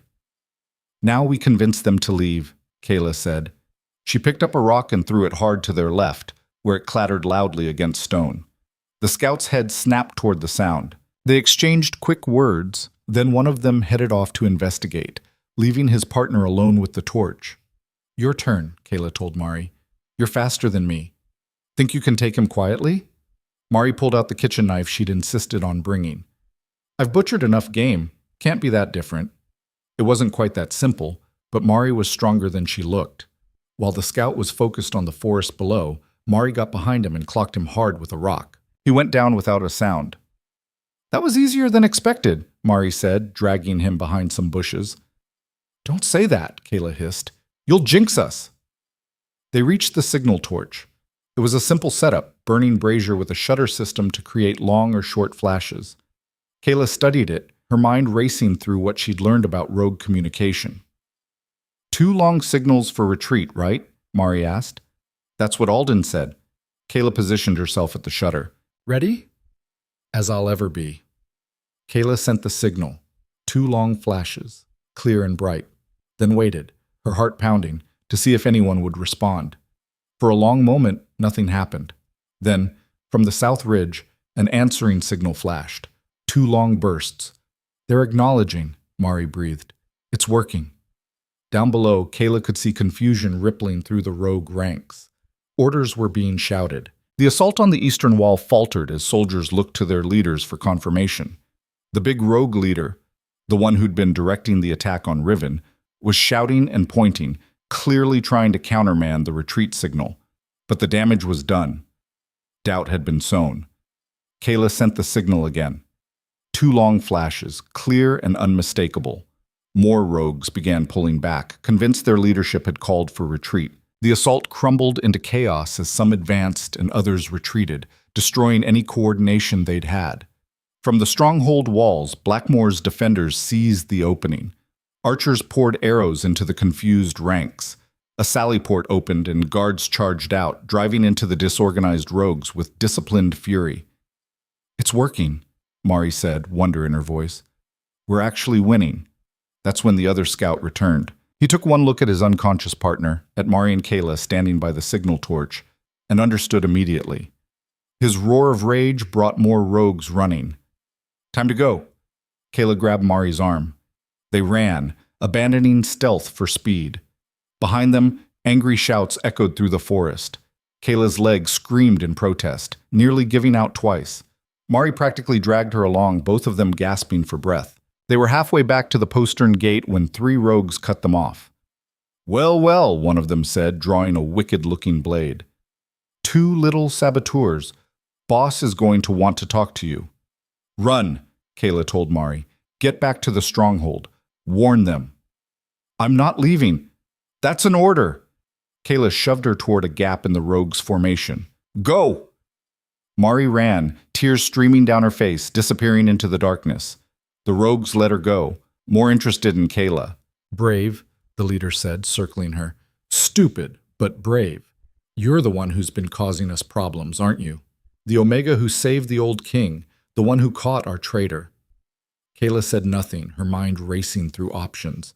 She had no weapons, no backup. Her leg could barely support her weight. All she had was words. "Your attack is falling apart," she said, keeping her voice steady. "Your soldiers are confused.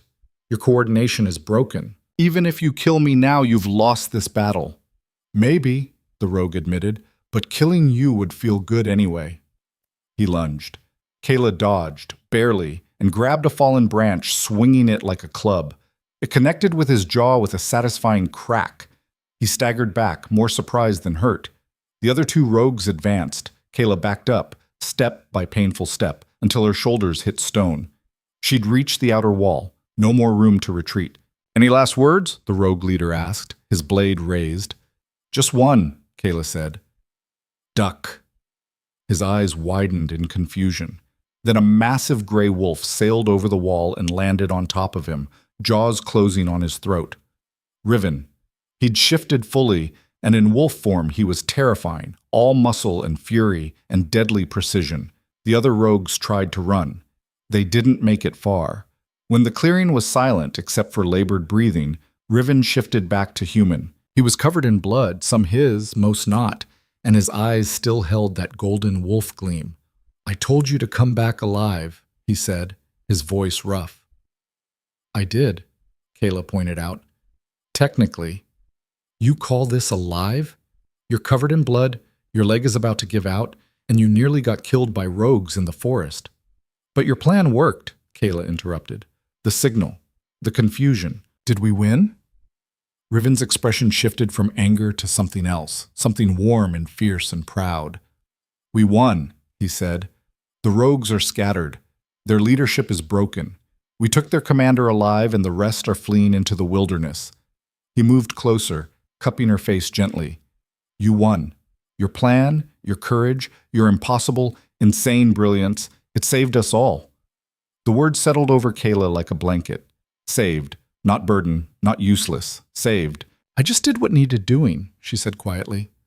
"No," Riven corrected. "You did what no one else could see needed doing. That's the difference between competence and genius." His thumb brushed her cheekbone. My father was right. You're wasted as anything less than essential. Your father also said I was insane. Both things can be true, Riven said, echoing Alden's words. Come on, let's get you back inside before you collapse. We still have wounded to treat and a stronghold to secure. He helped her walk, taking most of her weight without comment. As they approached the postern gate, it opened to reveal what looked like the entire stronghold garrison waiting. They erupted in cheers when they saw Kaela. The Omega who turned the tide! She saved the Alpha King! 3 cheers for the healer! Kaela stared in shock as people who'd been strangers 3 days ago shouted her name, celebrating her like a hero. Mari pushed through the crowd and threw her arms around Kaela, sobbing with relief. I thought they'd killed you, she choked out. I thought, I'm okay. Kaela hugged her back. We're okay. We did it. Mira appeared, taking one look at Kaela and sighing. You're bleeding. I am. Left side, knife wound. Shallow, but needs stitching. Mira's stern expression softened. But it can wait until we've treated the critical cases. You've earned a moment to breathe. They made their way through the stronghold, which was slowly transitioning from battle-ready to cautiously victorious. Wounded were being tended, fires were being extinguished, guards were securing prisoners. In the great hall, Alden sat in a chair someone had brought him, looking exhausted but alive. When he saw Kaela, his face split into a genuine smile. You magnificent, reckless woman, he said. You actually did it. Your information was good, Kaela said. I just used it. She's being modest, Riven told his father. She climbed a ridge with a bad leg, knocked out scouts, sent false signals, and nearly got killed, all to save a stronghold full of people she barely knows. Sounds about right, Alden said. That's exactly the kind of thing she'd do. He caught Riven's eye. You see what I meant? About value coming in unexpected forms? I see it, Riven said quietly, his gaze on Kaela. Loud and clear. The moment was interrupted by Commander Marcus, who'd survived the battle with nothing worse than a broken arm. Your Majesty, he addressed Riven formally, the prisoners are secured, including the rogue leader. He's asking to make a deal. What kind of deal? Information in exchange for his life. Says he can tell us who hired him, who's been funding the rogue army, and what they were really after. Riven's expression hardened. Bring him to the council chamber. I want to hear this. The rogue leader looked smaller without his army behind him. Chained and bloodied, forced to his knees in front of the Alpha King, he'd lost all his earlier confidence. Talk, Riven said flatly, and make it good. Your life depends on it. We were hired by the Northern Alliance, the rogue said. 5 packs who think Blackmore's getting too powerful. They wanted you destabilized, weakened, maybe killed. Promised us gold and territory if we succeeded. The Northern Alliance has been trading partners for years, Alden said from where he sat, having insisted on being present. Why turn on us now? Fear, the rogue said simply. You united the frontier territories, made them safer, more prosperous, but that prosperity came with Blackmore influence. They wanted their independence back, even if it meant burning everything down. Who specifically? Riven demanded. Names. The rogue rattled off names, pack leaders Kaela didn't recognize, but who clearly meant something to Riven and Alden. Their expressions grew darker with each one. That's treason, Alden said quietly. Against the Frontier Treaty. Against everything we've built. That's war, Riven corrected. They just declared it. He turned to Marcus. Double the patrols. Send messages to our allied packs. I want to know who's with us and who's against us, and I want to know now. Yes, Your Majesty. When they were alone again, just Riven, Alden, and Kaela, the weight of what they'd learned settled over them. This wasn't just a rogue attack, Kaela said slowly. It was a test, to see if Blackmore could be broken. And we proved we can't be, Riven said. Thanks largely to you. He faced her fully. Kaela Thornridge, you saved my father's life. You caught a traitor. You turned the tide of a battle we were losing. You've done more for Blackmore in 3 days than most people do in a lifetime of service. Let him finish, Alden interrupted gently. I'm offering you a place here, Riven continued. Not as a guest, not as temporary shelter, as pack, as Blackmore. His golden eyes held hers. I'm offering you a home, a family, a purpose, if you want it. Kaela's throat tightened. Why? You barely know me. I know enough, Riven said.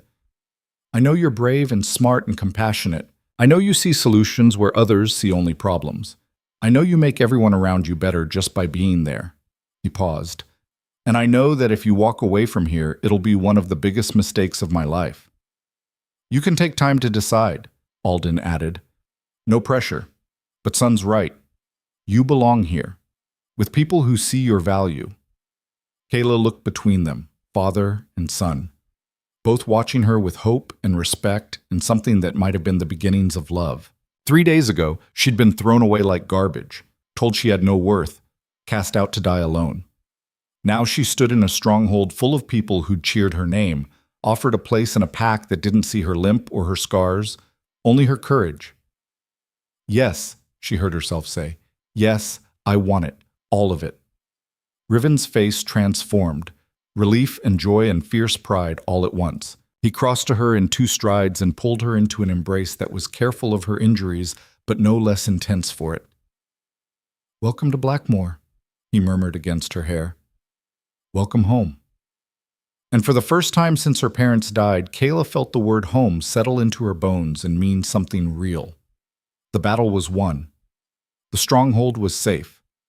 And the Omega no one had wanted had become the woman everyone needed.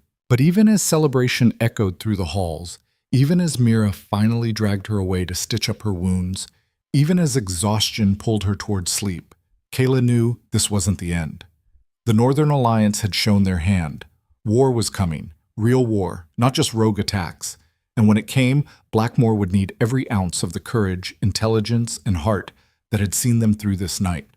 But that was tomorrow's problem. Tonight, Kaela let herself rest. Let herself be tended by healers who smiled at her. Let herself sleep in a bed in a stronghold that had claimed her as their own. Tomorrow, she would help build something strong enough to weather whatever storm was coming. Tonight, she was simply home. And that was enough. 3 weeks after the siege, Kaela stood in the council chamber reviewing supply reports when the warning bells rang again. Her heart seized for one terrible moment before she recognized the pattern. Not an attack alarm, but the signal for diplomatic arrivals. Still, after everything they'd been through, every unexpected sound set her nerves on edge. Riven appeared in the doorway moments later, his expression grim. The Northern Alliance is here, all 5 pack leaders. They're requesting parley under treaty terms. That's bold, Kaela said, setting down the reports. Considering they just tried to kill you. They're here because they failed, Riven corrected, and because word spread about what happened, how we held against impossible odds, how the exiled Omega turned the tide. His eyes found hers.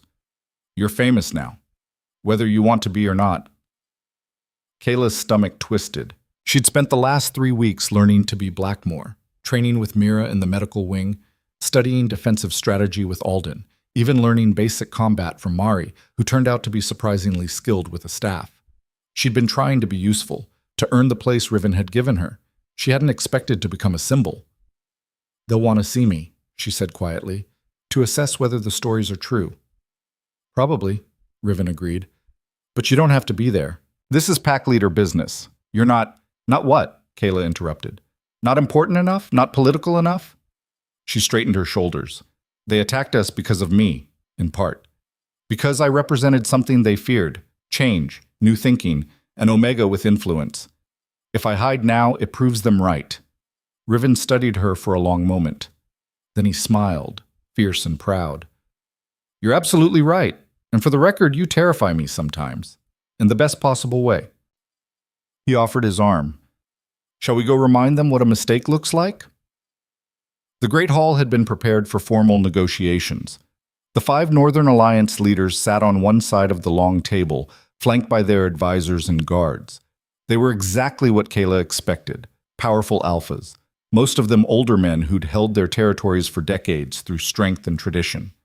They looked at her like she was a curiosity, a puzzle they couldn't quite solve. Riven led her to the Blackmore side of the table, seating her at his right hand, a position of honor traditionally reserved for the Alpha's mate or heir. The message was unmistakable. Alpha Garrett's eyes widened when he saw her. Kaela's former uncle sat among the Northern Alliance leaders, his face going pale and then red as recognition hit. She'd known he might be here. His pack was one of the 5 who'd funded the rogue army. But seeing him in person, seeing the shock and fury in his eyes, brought a cold satisfaction. "You," Garrett breathed. "Impossible. You should be dead."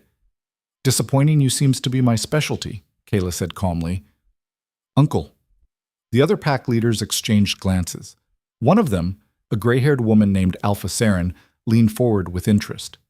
"This is the Omega who saved you," she addressed Riven. "The one who climbed the ridge and turned your defeat into victory?" "This is Kaela Thornridge," Riven said. "Healer, strategist, and valued member of Blackmore Pack. Yes, she saved us, multiple times, in fact." "She's a liability," Garrett snapped. "Weak, damaged, worthless. I exiled her for good reason." "You exiled her because you're a fool who can't recognize value."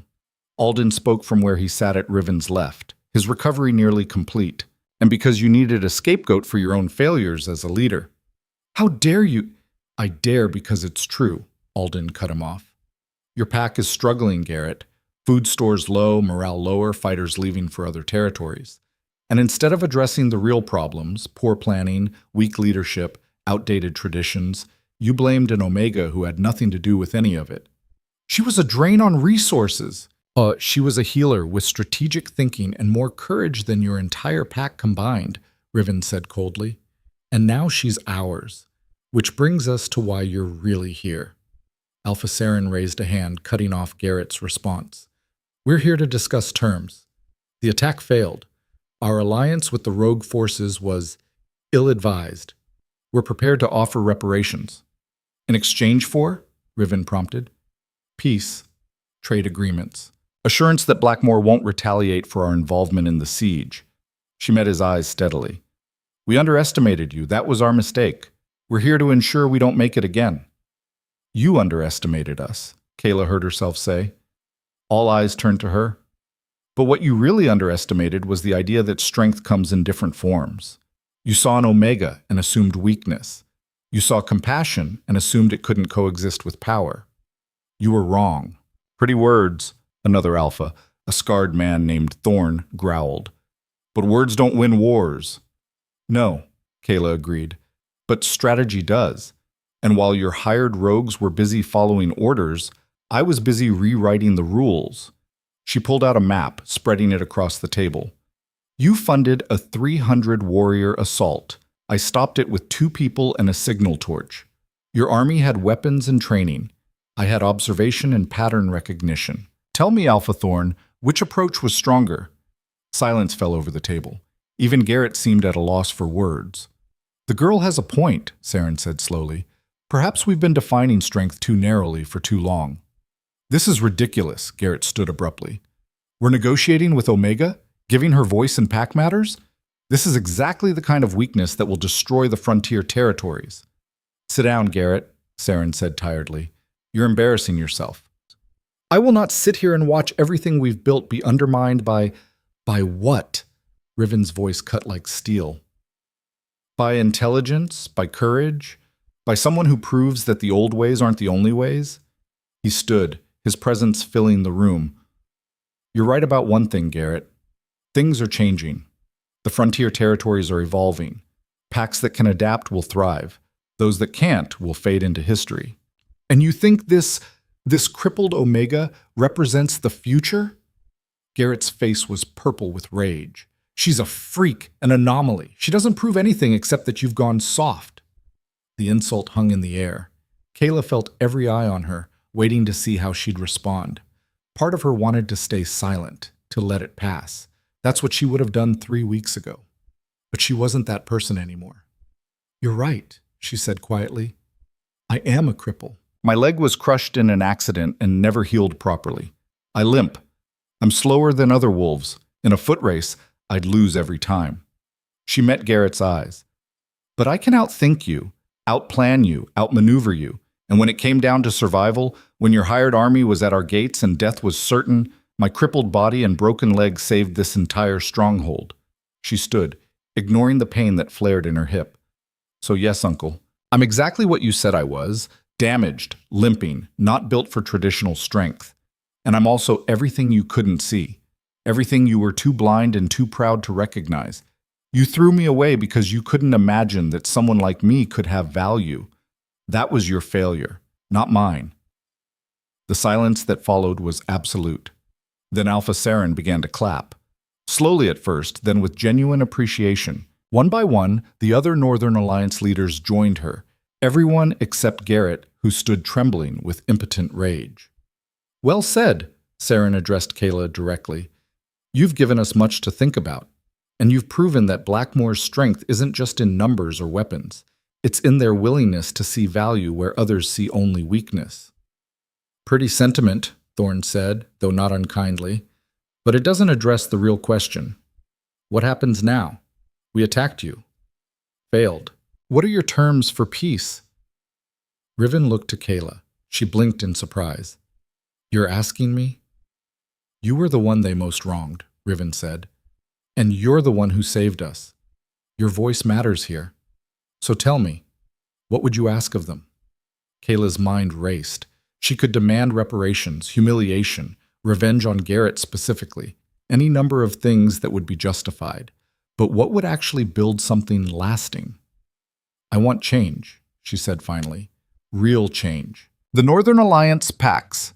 You all exile Omegas who don't fit your narrow definitions of useful. You waste potential because you're too rigid to see it. I want that to stop. You want us to keep defective pack members? Garrett sneered. Out of sentiment? I want you to keep valuable pack members out of intelligence, Kaela corrected. Test people based on what they can contribute, not on whether they fit your expectations. Give them chances to prove themselves. And if they can't or won't, fine. But don't throw them away without even looking. That's a significant cultural shift, Saren said thoughtfully. It would take years to implement, generations maybe. Then start now, Kaela said. Because the world is changing whether you want it to or not, and packs that cling to old ways for pride's sake won't survive what's coming. What's coming? Thorn asked sharply. Evolution, Alden answered. The frontier territories are becoming more connected, more interdependent. The days of isolated packs ruling through pure dominance are ending. What comes next will require cooperation, innovation, and yes, the kind of thinking that recognizes that strength has many forms. He's right, Riven added. This siege proved it. We didn't win through superior numbers or fiercer warriors. We won through strategy, adaptability, and the courage to trust someone everyone else had discarded. That's the future. You can be part of building it, or you can fight it until you're irrelevant. The Northern Alliance leaders conferred quietly among themselves. Garrett argued viciously, but the others seemed to be genuinely considering the proposal. Finally, Saren spoke for the group. We'll agree to your terms with one addition. Blackmore will host a gathering in 6 months. All Frontier Territory packs invited. We'll discuss new frameworks for evaluating pack members, for handling Omegas specifically, and for building the kind of cooperative future you're describing. If it works, we implement it. If not, we return to current practices. And in the meantime, Riven asked, peace, trade, no retaliation from either side for the siege. Saren extended her hand. Do we have terms? Riven looked to Kaela. She nodded. We have terms. Riven shook Saren's hand formally. The alliance holds. One by one, the other pack leaders agreed, even Thorn, though grudgingly. Only Garrett refused. This is insanity, he said. Weakness disguised as progress. I want no part of it. Then Thornridge Pack withdraws from the Northern Alliance, Saren said calmly. Effective immediately. The rest of us will move forward without you. Garrett's face went white. Being expelled from the Alliance meant losing protection, trade benefits, and political influence. It was social and economic suicide. You can't. We just did, Saren cut him off. You had a chance to evolve, Garrett. You chose pride instead. Live with the consequences. Riven gestured to guards. Escort Alpha Garrett from the stronghold. He's no longer welcome here. As Garrett was led away, still protesting, he caught Kaela's eye. For just a moment, she saw fear there, the realization that he'd destroyed himself through his own rigidity. She felt no triumph, only a distant sadness for what he could have been if he'd chosen differently. The negotiations continued for another hour, working out details and timelines. When the Northern Alliance leaders finally departed, promising to return for the gathering in 6 months, Kaela slumped in her chair with exhaustion. "You were magnificent," Riven said quietly. "The way you stood up to Garrett, the way you articulated not just what you wanted, but why it mattered. That was pure leadership." "I was terrified," Kaela admitted. "I know, I could smell it." Riven smiled. "But you did it anyway. That's what courage actually looks like." "She's right about something else too," Alden added. "Things are changing, and Blackmore is going to be at the center of it. We need to be ready." "Starting with that gathering in 6 months," Riven said, "we'll need presentations, demonstrations, proof that our approach works. We'll need—" "Help," Kaela interrupted. "You'll need help. From people who understand both the old ways and the new. From healers and strategists, and from you," Riven finished. "We'll need you, as more than just a valued pack member." He took her hand, his golden eyes serious. "Kaela, these last 3 weeks, watching you work with Mira, studying with my father, training with the guards, you've become essential to how Blackmore functions. Not because of some bond or political necessity, but because you make us better, smarter, stronger in ways we didn't know we needed." "What are you saying?" "I'm saying I want you by my side, officially, as my partner in leading this pack, as—" he paused, searching for the right words, "as my equal, my mate, if you'll have me. Not because of tradition or duty, but because I can't imagine doing this without you." Kayla's breath caught. "Riven, you don't have to answer now," he said quickly. "I know it's fast. I know we barely know each other in the traditional sense, but I also know that what we've been through together, what we've built together, it matters. You matter. To me, to Blackmore, to the future we're trying to create." "He's been rehearsing that speech for a week," Alden said with amusement. "I'd put him out of his misery if I were you." Kaela looked at Riven, really looked at him, the Alpha King who'd given her shelter when she had nothing, who'd trusted her strategies when they seemed insane, who'd fought beside her and respected her and seen her not as damaged or broken, but as exactly what she was, someone with different strengths that were no less valuable. And she thought about the girl who'd walked into the wilderness 3 weeks ago, certain she was walking to her death. That girl had been alone, unwanted, convinced she had nothing to offer the world. This woman standing in Blackmore's council chamber knew better. "Yes," she said simply. Riven's face transformed. "Yes? Yes, I'll be your mate. Yes, I'll help lead this pack. Yes to all of it." She smiled. "But I have one condition." "Name it." "When we have that gathering in 6 months, when all the frontier packs come here, I want to address them. I want to be the one who explains why this matters, why evaluating people based on their actual abilities instead of assumptions creates stronger packs." She met his eyes. "I want to be the proof that the old ways were wrong." "Done," Riven said without hesitation. "You'll have the main address, center stage, everything." "You realize what you're agreeing to?" Alden said, though he was smiling. "Letting an Omega speak with authority to pack leaders from across the territories? Some of them will be furious." "Good," Riven said. "Let them be furious. Let them see what the future looks like and decide whether they want to be part of it or get left behind." He pulled Kaela close. "Besides, I have a feeling she's going to change a lot of minds." The formal bonding ceremony was held 3 days later under a full moon, the same kind of moon that had witnessed Kayla's banishment just weeks before. But this time, instead of rejection, she stood before her new pack and heard Riven speak the ancient words of claiming. "I choose you," he said, his voice carrying across the assembled crowd.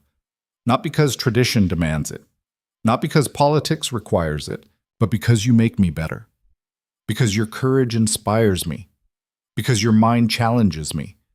Because your heart reminds me what strength actually means." Kaela spoke her own vows, her voice steady despite the emotion threatening to overwhelm her. "I choose you. I choose Blackmore. I choose this family, this purpose, this future we're building together. And I promise to never stop fighting for what's right. Even when it's hard. Even when it's scary. even when everyone says it's impossible.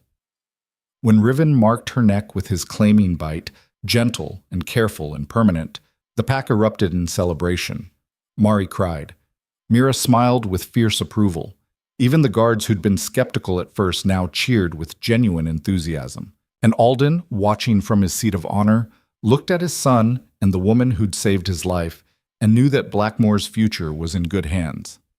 The 6 months before the gathering passed in a blur of preparation. Kaela worked with Mira to develop formal healer training programs that evaluated skill instead of status. She collaborated with Alden on strategy frameworks that incorporated non-traditional thinking. She even trained with the guards, proving that while her leg would never be perfect, she could still hold her own in ways that mattered. And through it all, she and Riven built something neither of them had expected, a partnership that balanced strength with compassion, tradition with innovation, power with wisdom. When the day of the gathering finally arrived, representatives from 23 frontier packs filled Blackmore's Great Hall. Kaela stood backstage, her hands shaking slightly, as Riven addressed the crowd. 3 months ago, he said, we were attacked by forces funded by some of the people in this room. We should have fallen. By every logical measure, we should have been destroyed. But we weren't. Want to know why? He gestured, and Kaela walked onto the stage. The whispers started immediately. She could hear fragments. That's her. The exiled Omega, the one who turned the siege. This is Kaela Blackmore, Riven continued. My mate, my partner in leading this pack, and the reason we're having this conversation instead of mourning our dead. He turned to her. Tell them. Kaela stepped forward. For a moment, looking at the sea of faces, some curious, some skeptical, some outright hostile, she felt like that girl being rejected at the mating ceremony again. Then she remembered everything she'd survived since, everything she'd proven, everything she'd become, and she spoke. I was exiled for being weak, cast out to die because my pack decided I had no value. And for a while I believed them. Why wouldn't I? Everyone I'd ever known had told me the same thing. I was damaged, broken, worthless. She let the words hang for a moment. But then I met someone who needed help, and I chose to give it even though it cost me. I faced rogues with nothing but a knife and determination. I climbed a mountain on a leg that could barely hold my weight. I turned a battle we were losing through strategy instead of strength. And I did all of it while being exactly as damaged and broken as my old pack claimed. She paused, meeting eyes around the room. So here's what I learned. Weakness isn't about what your body can't do. It's about what your mind refuses to try. Every pack in this room has people you've written off because they don't fit your definition of strong. People with knowledge you ignore. Perspectives you dismiss. Potential you're too blind to see. Easy to say when you got lucky, someone called from the crowd. Luck? Kaela laughed. You think it was luck that I survived 3 days in hostile wilderness with a dying man while being hunted? Luck that I identified a traitor when your intelligence networks missed him? Luck that I found a tactical solution in the middle of a siege? She shook her head. That wasn't luck. That was skill, determination, and the kind of thinking you only develop when traditional paths are closed to you. She pulled out a scroll, unrolling it on the podium. This is a proposal. A new framework for evaluating pack members based on what they can actually contribute instead of arbitrary standards of dominance. Healers, strategists, craftspeople, teachers, all given the same respect and opportunity as warriors. Because a strong pack isn't just one that can fight. It's one that can think, adapt, heal, and grow. And if someone truly can't contribute, Alpha Thorn asked, though his tone was more curious than hostile now. What then? Then you help them find where they can contribute, Kaela said. Or you accept that not everyone will fit, but you don't throw them away without looking. You don't waste potential out of pride. She looked directly at Thorn. How many brilliant strategists have you exiled because they couldn't win a physical fight? How many talented healers did you lose because they were Omega? How much stronger would your pack be if you'd kept them? The silence that followed was thoughtful rather than hostile. She's got a point, someone muttered. Worth considering, at least, another agreed. Alpha Saren stood. The Northern Alliance has agreed to pilot this framework. We'll implement it over the next year and assess results. We invite other packs to join us. Let's prove whether this approach works through evidence, not assumption. One by one, other pack leaders stood, some agreeing immediately, others saying they'd consider it, a few remaining skeptical but not outright hostile. Only a handful refused entirely, clinging to tradition. And even some of them looked uncertain, as if seeds of doubt had been planted. When the formal presentations ended and the gathering moved to negotiations and individual discussions, Kaela found herself surrounded by people wanting to talk. Omegas who'd been marginalized in their packs, thanking her for speaking up. Healers eager to discuss training programs. Even a few alphas, admitting quietly that maybe they'd been too quick to dismiss certain pack members. "You started something today," Mira said, appearing at Kaela's elbow with water and a knowing smile. "Something that's going to ripple across every territory. Or it'll fizzle out in 6 months when people realize change is hard," Kaela said. "Maybe," Mira agreed, "but you gave them something they didn't have before, an example. Proof that a different way is possible. That's worth more than you know." As the gathering wound down and delegates began departing, Riven found Kaela on the ramparts where she'd gone to escape the crowds. The sun was setting, painting the sky in shades of orange and gold. "You were incredible in there," he said, sliding an arm around her waist. "Half the delegates want to hire you as a consultant. The other half want to study you like a particularly interesting phenomenon." "Wonderful. I've always wanted to be a phenomenon." Riven laughed. "Seriously, though, what you did today. The way you articulated not just what's wrong with the current system, but how to fix it. That was transformative. People were listening, really listening." "Some of them," Kaela said. "Others still think I'm an anomaly, a fluke that proves nothing." "Then we'll prove them wrong," Riven said simply. "We'll build Blackmore into an example so successful they can't ignore it. We'll show them that packs built on merit instead of tradition are stronger, more adaptable, more resilient." He turned her to face him. "And we'll do it together." Kaela looked up at the man who'd given her everything when she had nothing, who'd seen value where others saw only weakness, who'd made her his equal, not out of charity, but out of respect. "Together," she agreed. They stood together as the sun disappeared below the horizon, and Kaela thought about the journey that had brought her here. The rejection, the exile. The desperate walk into wilderness expecting death, all of it had led to this moment, to this place, to this future she was helping build. "Do you ever think about going back?" Riven asked quietly. "To Thornridge Pack, to show them what they lost?" Kaela considered it.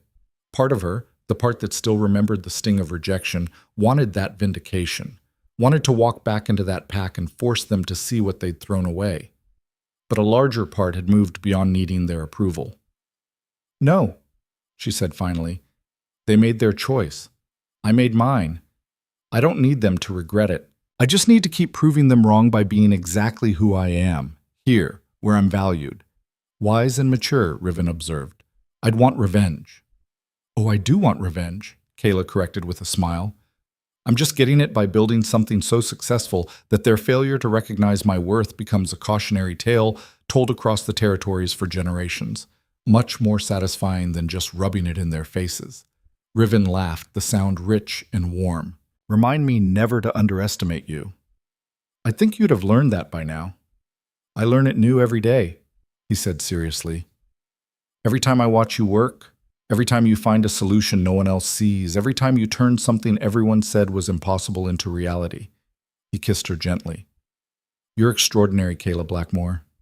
And I'm grateful every day that Thornridge Pack were fools." 6 months later, when the Northern Alliance delivered their pilot program results, the data was clear. Packs that implemented the new framework saw increased productivity, better morale, and more effective problem solving. Healers caught diseases earlier.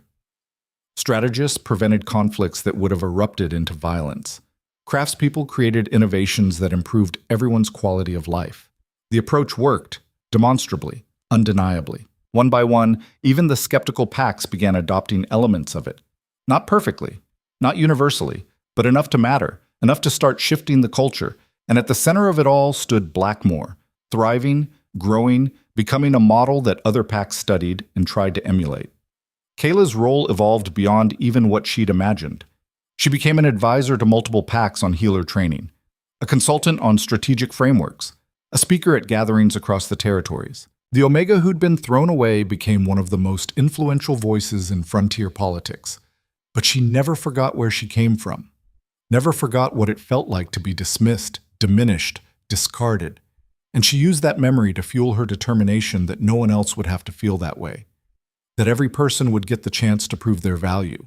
That strength would be measured not by arbitrary standards, but by actual contribution. 2 years after her exile, Kaela stood in Blackmore's Great Hall, now expanded to accommodate the growing pack, and watched Riven address their people.